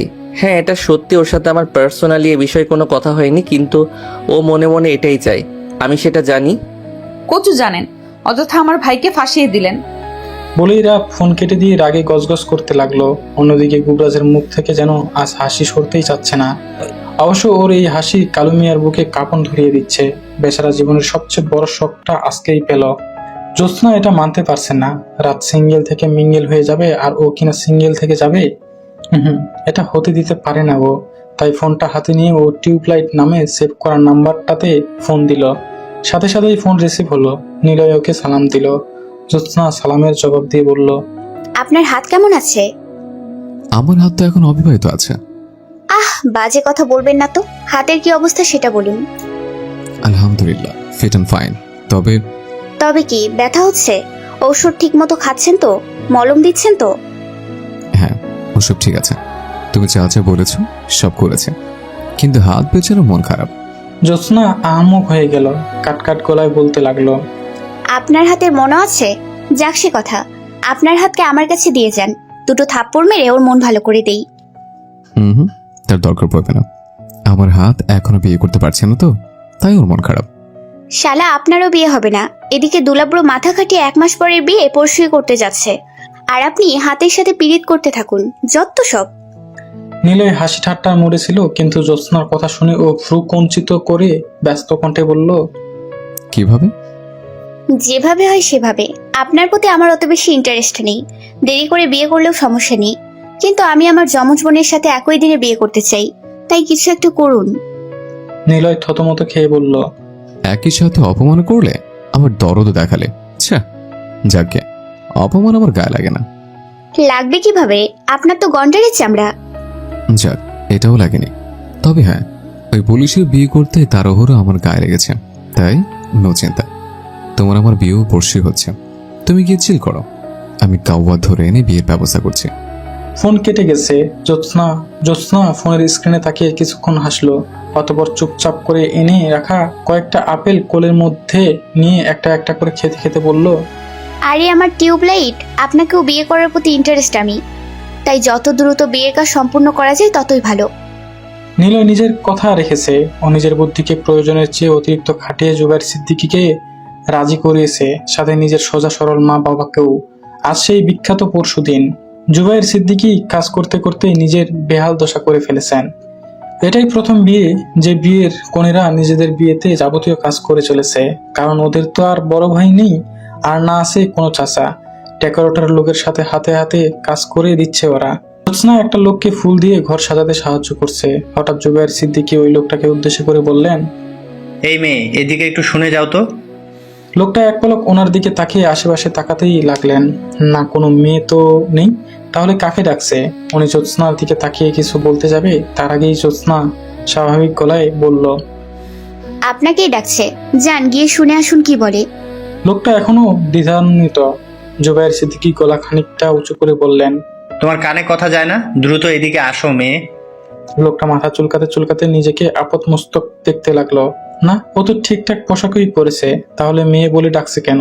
উনি জ্যোৎস্নাকে বললেন। মুখে কি কিছু লেগে আছে? জ্যোৎস্না ওনার অবস্থা দেখে হাসছিল, নিজের হাসি থামিয়েও বলতে লাগলো, হুম, কোনো কিছু লেগে নেই। আপনি ছেলেই আছেন, আসলে আমার বাবার ভুলে যাওয়ার রোগ আছে। তাই বলে একটা জলজন্ত ছেলেকে মেয়ে বলে ডাকবে? নিজেদের সন্তানদেরই চেনেন না, তাহলে এটা ভুলবেন না কোন হিসেবে? আশ্চর্য, খুব আশ্চর্য, ভীষণ ভীষণ আশ্চর্য। এসব বলতে বলতে লোকটা জুবাইর সিদ্দিকীর দিকে চলে গেলেন। অন্যদিকে জ্যোৎস্না এবার জোরে জোরে হাসতে লাগলো। একটু পর জুবাইর সিদ্দিকী ওকে উদ্দেশ্য করে বললেন, এই যে আমাবস্যা, হাসি বন্ধ করে বোনের সাথে গিয়ে সাজেগুজু শুরু করো। জ্যোৎস্নার হাসি থেমে গেল। ও কর্কশ গলায় বলতে লাগলো, মিস্টার জুবাইর সিদ্দিকী, প্লিজ মনে রাখুন ইওর বাচ্চাদের নেম। বিয়ের আয়োজন হয়ে গেছে। বাইরে থেকে দেখেই বোঝা যাচ্ছে সিদ্দিকী সাহেবের কন্যারা আজ বিদায় নেওয়ার সমস্ত ব্যবস্থা করে ফেলেছে। লোকজন দিয়ে গম গম করছে পুরো বাড়ি। জ্যোৎস্না উকি মেরে এক পলক সেই দৃশ্য দেখে পুনরায় রাতের কাছে চলে গেল। রাত গাঢ় গোলাপি শাড়ি পরে বধূবেশে বিছানায় বসে আছে। ওর মুখটা কেমন রক্তশূন্য হয়ে আছে। অন্যের বাড়িতে চলে যাবে এটা যেন ও ভাবতেই পারছে না। জ্যোৎস্না ওর পাশে এসে বসে পড়ল। তারপর ওর হাতের উপর আলতো করে নিজের হাতটা রেখে নরম গলায় বলল, বনু এমন করে থাকিস না, আমিও তো চলে যাচ্ছি। রাত চোখ তুলে বোনের দিকে তাকিয়ে বলল, সেটাই তো সমস্যা, তুই আর আমি একই সাথে চলে যাচ্ছি, বাবা মামুনি কিভাবে থাকবে? জ্যোৎস্নারও কথাটা ভেবে মন খারাপ হয়ে যাচ্ছে বারবার, কিন্তু ও বোনের কষ্ট না বাড়ানোর জন্য ইচ্ছা করে বলতে লাগলো, তাতে কি, জিম তো আছে, মেয়েদের কথা মনে পড়লে ওকে আমাদের জামা পরিয়ে দিবে। ওর চেহারা তো আমাদের সাথে অনেকটাই মিলে যায়। ব্যাস, লেটা চুকে গেল। জিম রুমের ভিতরে প্রবেশ করতে করতে বলল, সারাদিন শুধু এই মন কুটিল বুদ্ধি রচনা করে এই জ্বালা থেকে বাঁচার জন্য আমি বড় লোক একটা মেয়েকে পটিয়ে ঘর জামাই থেকে যাব। এত মন খারাপের মাঝেও রাত হেসে ফেলল। ওকে হাসতে দেখে জ্যোৎস্না কিছুটা স্বস্তি পেল। তবে জিমকে কি আর এত সহজে ছেড়ে দেওয়া যায়?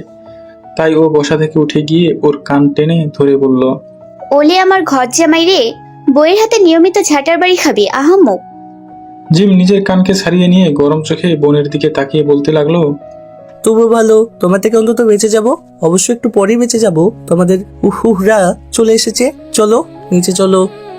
রাতের মুখের হাসি আবার মিলিয়ে গেল। জিম তারা দেওয়ায় দু বোন এক এক করে নিচে নামতে লাগলো। ড্রয়িং রুমের সবাই নিজেদের মধ্যে খুশ গল্পে মেতেছিল। তবে কনেদের দিকে নজর যেতেই ওরা গল্প বাদ দিয়ে সেদিকে মুগ্ধ হয়ে তাকিয়ে থাকলো। বাকি সবার মতো নিলয় আর গুবরাজের চোখও সেই দিকে চলে গেল। নিলয় মুগ্ধ হতে গিয়েও হতে পারলো না, কারণ ডাবল জ্যোৎস্নাকে দেখতে পারছে ও।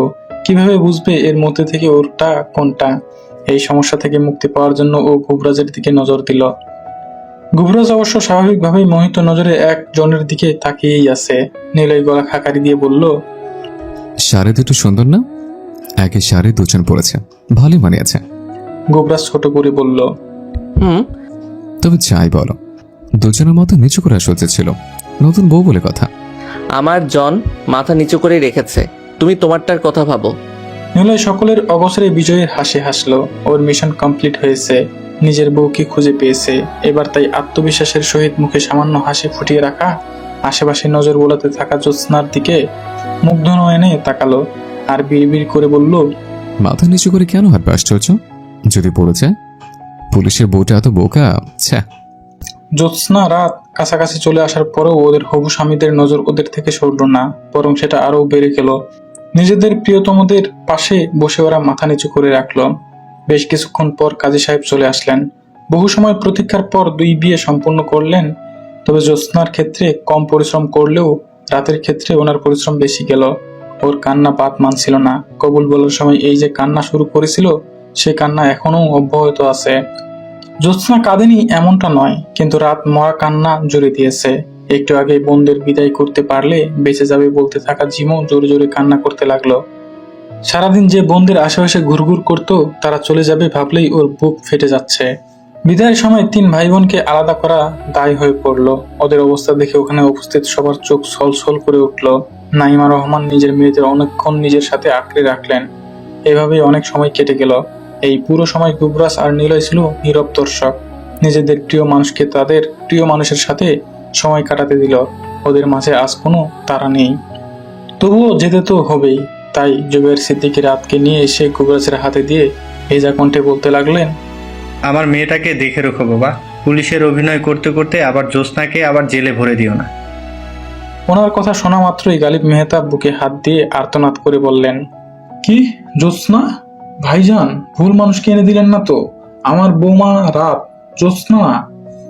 গুবরাজ তৎক্ষণাৎ জবাব দিল, এটাই আমার রাত। জোবাইর বাবা ভুল করে জ্যোৎস্না বলে ফেলেছেন, ডোন্ট মাইন্ড।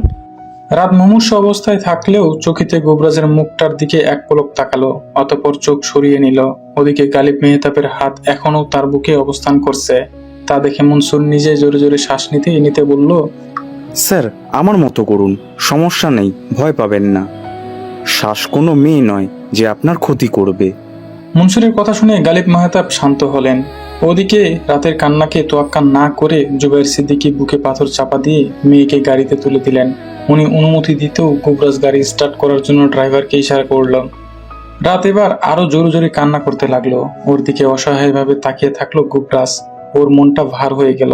সামনের সিট থেকে গালিব মেহতাব বলতে লাগলেন, মা কেঁদো না, আমাদের বাড়িতে কোনো মেয়ে মানুষ নেই, তাই কুটনামি করার মতো কাউকে পাবে না। আর হ্যাঁ, আমি সব কাজ করতে পারি, গুবরাজও পারে, আমাদের দ্বারা কাজ করিয়ে নিতে পারবে। রাত কান্না থামিয়ে আহাম্মক হয়ে শ্বশুরের দিকে তাকালো। এমন কোথাও আশা করেনি, তবে একজনের স্পর্শ পেতেই ও থমকে গেল। গুবরাজ ওর হাতকে নিজের শক্ত হাতের মুঠোয় পরে নিল।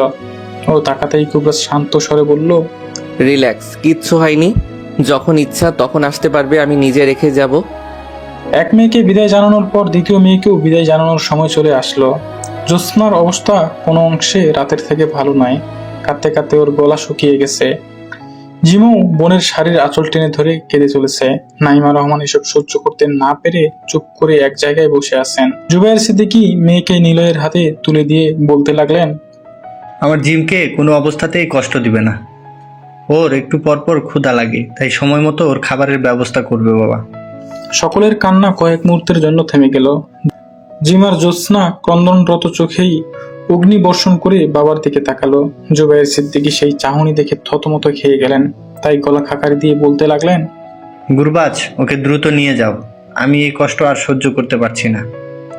নিলয় তৎক্ষণাৎ বলে উঠল, বাবা আমি নিলয়। জুবাইর সিদ্দিকী দ্বিতীয় দফায় থতমত খেয়ে গেলেন। তাই চট জলদি নজর ঘুরিয়ে নিয়ে নিলয়ের বাবা মায়ের সাথে কথা বলতে লাগলেন। একটু পর জ্যোৎস্নাকেও বিদায় দেওয়া হলো। দুই কন্যার বিদায়ে পুরো সিদ্দিকী পরিবারে শোকের ছায়া নেমে আসলো। ভগ্ন হৃদয়ে পড়ে রইল তারা। খুব বেশি আত্মীয় স্বজন না থাকায় গালিব মেহতাবই রাত আর গুবরাজকে তাদের রুমে দেখে গেলেন।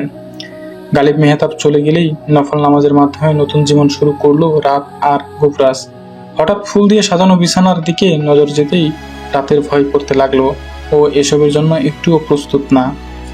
গুবরাজের ডাকে ওর ধ্যান ভাঙলো। গুটি গুটি পায়ে ও গিয়ে বিছানায় বসে পড়লো। বাথরুম থেকে ফ্রেশ হয়ে এসে গুবরাজ ওর সম্মুখে বসে পড়লো। ওর উপস্থিতি রাতের ভয় দ্বিগুণ বাড়িয়ে দিল। কিছুক্ষণ নীরবতার পর গুবরাজ শান্ত গলায় বলল, তোমার হাতটা দাও। রাত তৎক্ষণাৎ দিল না। গুবরাজ 2-3 বার বলার পরও হাত উঁচু করলো। পাঞ্জাবির পকেট থেকে একটা ব্রেসলেট বের করে সেটা রাতের হাতে পরিয়ে দিতে দিতে গুবরাজ বলল, দীর্ঘ সঞ্চয়ের পর আমি তোমার জন্য একটা সোনার ব্রেসলেট বানাতে সক্ষম হয়েছি।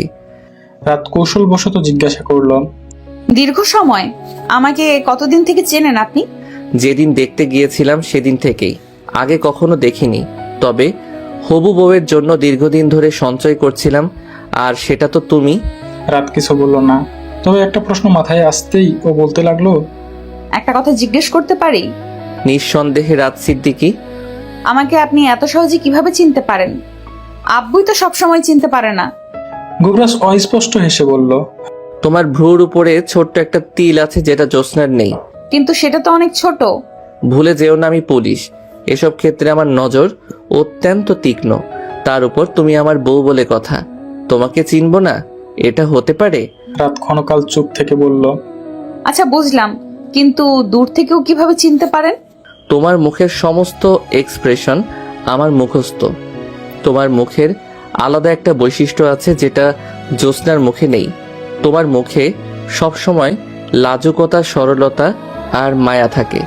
অন্যদিকে জ্যোৎস্নার মুখে দুষ্টুমি, আত্মবিশ্বাস আর হাসির রেখা ফুটে থাকে। রাত হতভম্ব গলায় বলল, এত গভীরভাবে পর্যবেক্ষণ করেছেন? করব না কেন? তুমি আমার অনেক শখের মানুষ। কথাটা বলে গুবরাজ মুচকে হাসলো। সেই হাসির দিকে তাকিয়ে রাতের পীরে চমকে উঠল ও অস্পষ্ট স্বরে বলল, আপনি হাসতেও পারেন? গুবরাজ জোরে হেসে উঠল। অতঃপর ঠোঁটের কোণে বাঁকা হাসি ফুটিয়ে বলতে লাগলো, আরো অনেক কিছু করতে পারি, দেখাবো? রাত গুবরাজের চাহনি দেখে ভয়ে ঢোক গিলল। একটু একটু করে এগিয়ে এসে গুবরাজ রাতের কপালে অনেক সময় নিয়ে চুম্বন করলো। অতঃপর রাতের উষ্ঠে হাত বোলাতে বোলাতে বলল, শুধু এটা না, আরো অনেক কিছু করতে পারি, দেখাবো? দেখাই, কি বলো রাত সিদ্দিকী? জ্যোৎস্না কিং কর্তব্য বিমূঢ় হয়ে বিছানার দিকে তাকিয়ে আছে। সবার বাসরঘর সাজানো থাকে নানা রকম ফুল দিয়ে, আর ওর বাসরঘর সাজানো হয়েছে প্লাস্টিকের আপেল দিয়ে, তাও আবারও অনেক সুন্দর করে সাজানো হয়েছে। নিলয় জায়নামাজ গুছিয়ে রাখতে রাখতে আর চোখে জ্যোৎস্নার হতভম্ব মুখটার দিকে তাকিয়ে মিটি মিটি হাসতে লাগলো। একটু পর ও পিছন থেকে জ্যোৎস্নাকে জড়িয়ে ধরে ওর ঘাড়ে মুখ ডুবিয়ে দিল। আমার ক্রিয়েটিভিটি কেমন লাগলো দুষ্টু রানী? জ্যোৎস্না অনেক কিছুই বলতো, কিন্তু নিলয়ের স্পর্শে ও থমকে গেল। তা বুঝতে পেরে নিলয় বাঁকা হাসলো। ও বলতে লাগলো, আমার দুষ্টু রানী দেখে লজ্জাও পায়।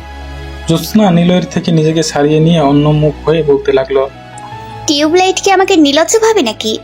নিলয় জ্যোৎস্নার সম্মুখে এসে ওর থুতনি ধরে মুখটা নিজের সামনাসামনি এনে বলল, রূপবতী লাগে আর খাদকবতী। জ্যোৎস্না লজ্জা পেলেও শেষ সম্বোধন শুনে ভ্রু কুঁচকে ফেলল। তাই নিলয়ের থেকে নিজেকে ছাড়িয়ে নিয়ে ও গম্ভীর মুখে বিছানায় গিয়ে বসে পড়ল।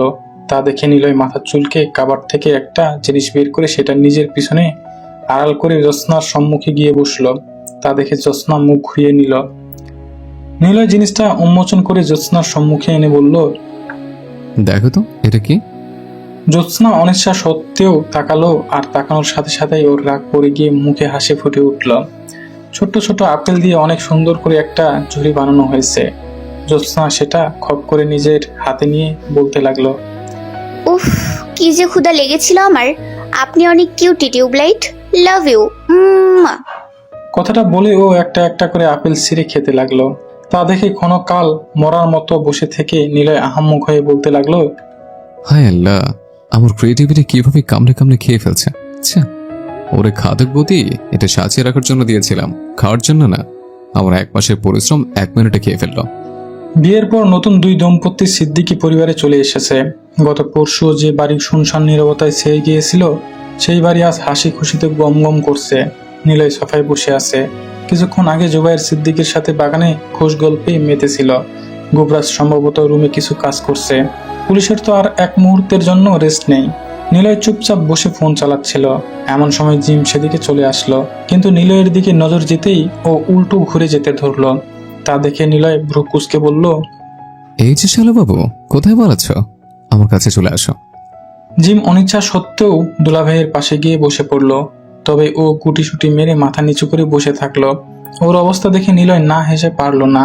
ও ব্যঙ্গ করে বলতে লাগলো, তোমার বোনও তো মনে হয় না আমার সামনে এতটা লজ্জা পায় যতটা তুমি পাচ্ছ। জিম বিড়বিড় করে বলল, পাঁচকিয়ার সাথে বাবা তো এক প্রকার আপনার সাথে আমার বিয়ে দিতে দিয়েছিল, তাই লজ্জায় এর লগে সামনাসামনি আসতে। বিড়বিড় করে বলায় নিলয় কিছুই শুনতে পেল না। তাই ও কপাল কুঁচকে বলতে লাগলো, কি শালা বাবু, কি ফুসুর ফুসুর করছো? কোনোভাবে মনে মনে আমাকে গালি দিচ্ছ না তো? জিম তৎক্ষণাৎ বলে উঠল, না, ভুল ভাবছেন, নিজের প্রিয়তমকে কেউ গালি দিতে পারে? শেষের কথাটা জিম বিড়বিড় করে বলল। ফলে নিলয়ের বোধগম্য হলো না। তাই ও বলতে লাগলো, এই তো আবার গালি দিচ্ছ আমাকে। তোমরা 2 ভাই বোন দেখি আমার পিছনে না পড়লে শান্তিই পাও না। রাতের মতো এত ভদ্রমের ভাই বোন তোমরা কিভাবে হলে? জিম বসা থেকে উঠে বলল, সেটা আবু ভালো বলতে পারবে। কথাটা বলেই জিম বুলেট ট্রেনের গতিতে জায়গা ত্যাগ করলো। নিলয় কিছু বলার সুযোগও পেল না। একটু পর সিঁড়ি বেয়ে জ্যোৎস্না নেমে আসলো। না মানে ওটা রাতও হতে পারে। তবুও নিলয় ওকে নিজেরটা ভেবে কিছু বলতে যাবে, তার আগেই আরেকজন নামতে লাগলো। দুজনের পরনেই একই পোশাক আর মুখের এক্সপ্রেশনও একই রকম লাগছে আজ। নিলয় দারুণ ফ্যাসাদে পড়ে গেল। গুবরাজও নেই যে যার থেকে সুলটি বুলটি দিয়ে কথা বের করবে। নিলয় সম্পূর্ণভাবে নিশ্চিত জ্যোৎস্না ইচ্ছা করেই এমন করেছে, ওকে পরীক্ষা করার জন্য। ও সবই বুঝে, কিন্তু নিজের বউকে চিনতে পারে না, এটাই সমস্যা। একজন রান্নাঘরে চলে গেল। অবশ্য রান্নাঘরের সব ড্রয়িং রুম থেকে স্পষ্ট দেখা যায়। অন্যদিকে আরেকজন ওর থেকে দূরের এক সোফায় বসে ফোন চালাতে লাগলো। নিলয় শিওর ফোনে ব্যস্ত থাকা ব্যক্তিটি জ্যোৎস্না আর রান্নাঘরে থাকা মেয়েটা রাত। এতে কোনো সন্দেহ নেই। তবুও নিলয় কোনো প্রকার রিস্ক নিতে চায় না, তাই নিজের মাথা থেকে দারুণ এক বুদ্ধি বের করলো। সেই বুদ্ধি মোতাবেকও শব্দ করতে করতে নিজের পকেট থেকে কয়েকটা আপেল বের করলো। ওগুলো ও নিজের সুরক্ষার জন্যই রেখেছিল। নিলয় আপেলে একটা কামড় দেওয়ার ন্যানো সেকেন্ডের মধ্যে রান্নাঘরে থাকা মেয়েটা দৌড়ে এসে ওর হাত থেকে আপেলগুলো কেড়ে নিয়ে গপাগপ খেতে লাগলো। নিলয় হতভম্ব হয়ে গেল। ওর আত্মবিশ্বাসী ধারণা যে এভাবে উল্টে গিয়ে পাল্টে যাবে সেটা কে জানতো। রাত ফোন থেকে মনোযোগ সরিয়ে জ্যোৎস্নার অবস্থা দেখে আহাম্মক হয়ে কিছুক্ষণ ওকে দেখার পর হাসতে লাগলো। নিলয় নিজের হতভম্ব ভাব খানিকটা কাটিয়ে বলতে লাগলো, আশ্চর্য, আমার খাদক বুদ্ধি রান্নাঘরে কি করছিল? জ্যোৎস্না আপেল খেতে খেতে বলতে লাগলো, আপনার জন্য নিজের হাতে কফি বানাচ্ছিলাম। নিলয় খাদকবতীর থেকে নজর সরিয়ে হাসতে থাকা রাতের দিকে তাকিয়ে বলল, তুমি আমার সাথে একটা কথা বললে না কেন? রাত হাসি থামিয়ে বলল, আমার কোনো দোষ নেই ভাইয়া, জ্যোৎস্নাই আমাকে এমনটা করতে বলেছিল। জ্যোৎস্না কপাকপ আপেল খেতে খেতে বলল, এটা কিন্তু চিটিং টিউবলাইট। আপনি এভাবে আপেলের ফায়দা তুলতে পারেন না। তো তুমি এইভাবে জমজের ফায়দা তুলতে পারো না? আমি মেয়ে, আমি তুলতে পারবো, আপনি পারবেন না। দুলাপ্র তো দেখলেই চিনতে পারে, তাহলে আপনাকে কেন আপেলের থেকে সাহায্য নিতে হবে? গুবরাজের প্রসঙ্গ আসতেই রাত লজ্জা পেয়ে গেল। ওদের কিভাবে বলবে যে গুবরাজ ওকে সবসময় গভীরভাবে পর্যবেক্ষণ করে। নিলয় বলতে লাগলো, আপেল নিচে থেকে সাহায্য করতে চেয়েছিল, তাই মানা করতে পারেনি। জ্যোৎস্না খাওয়া বাদ দিয়ে দাঁত কিরমির করে বলতে লাগলো, বাজে কথা বলে পার পেয়ে যাবেন ভেবেছেন?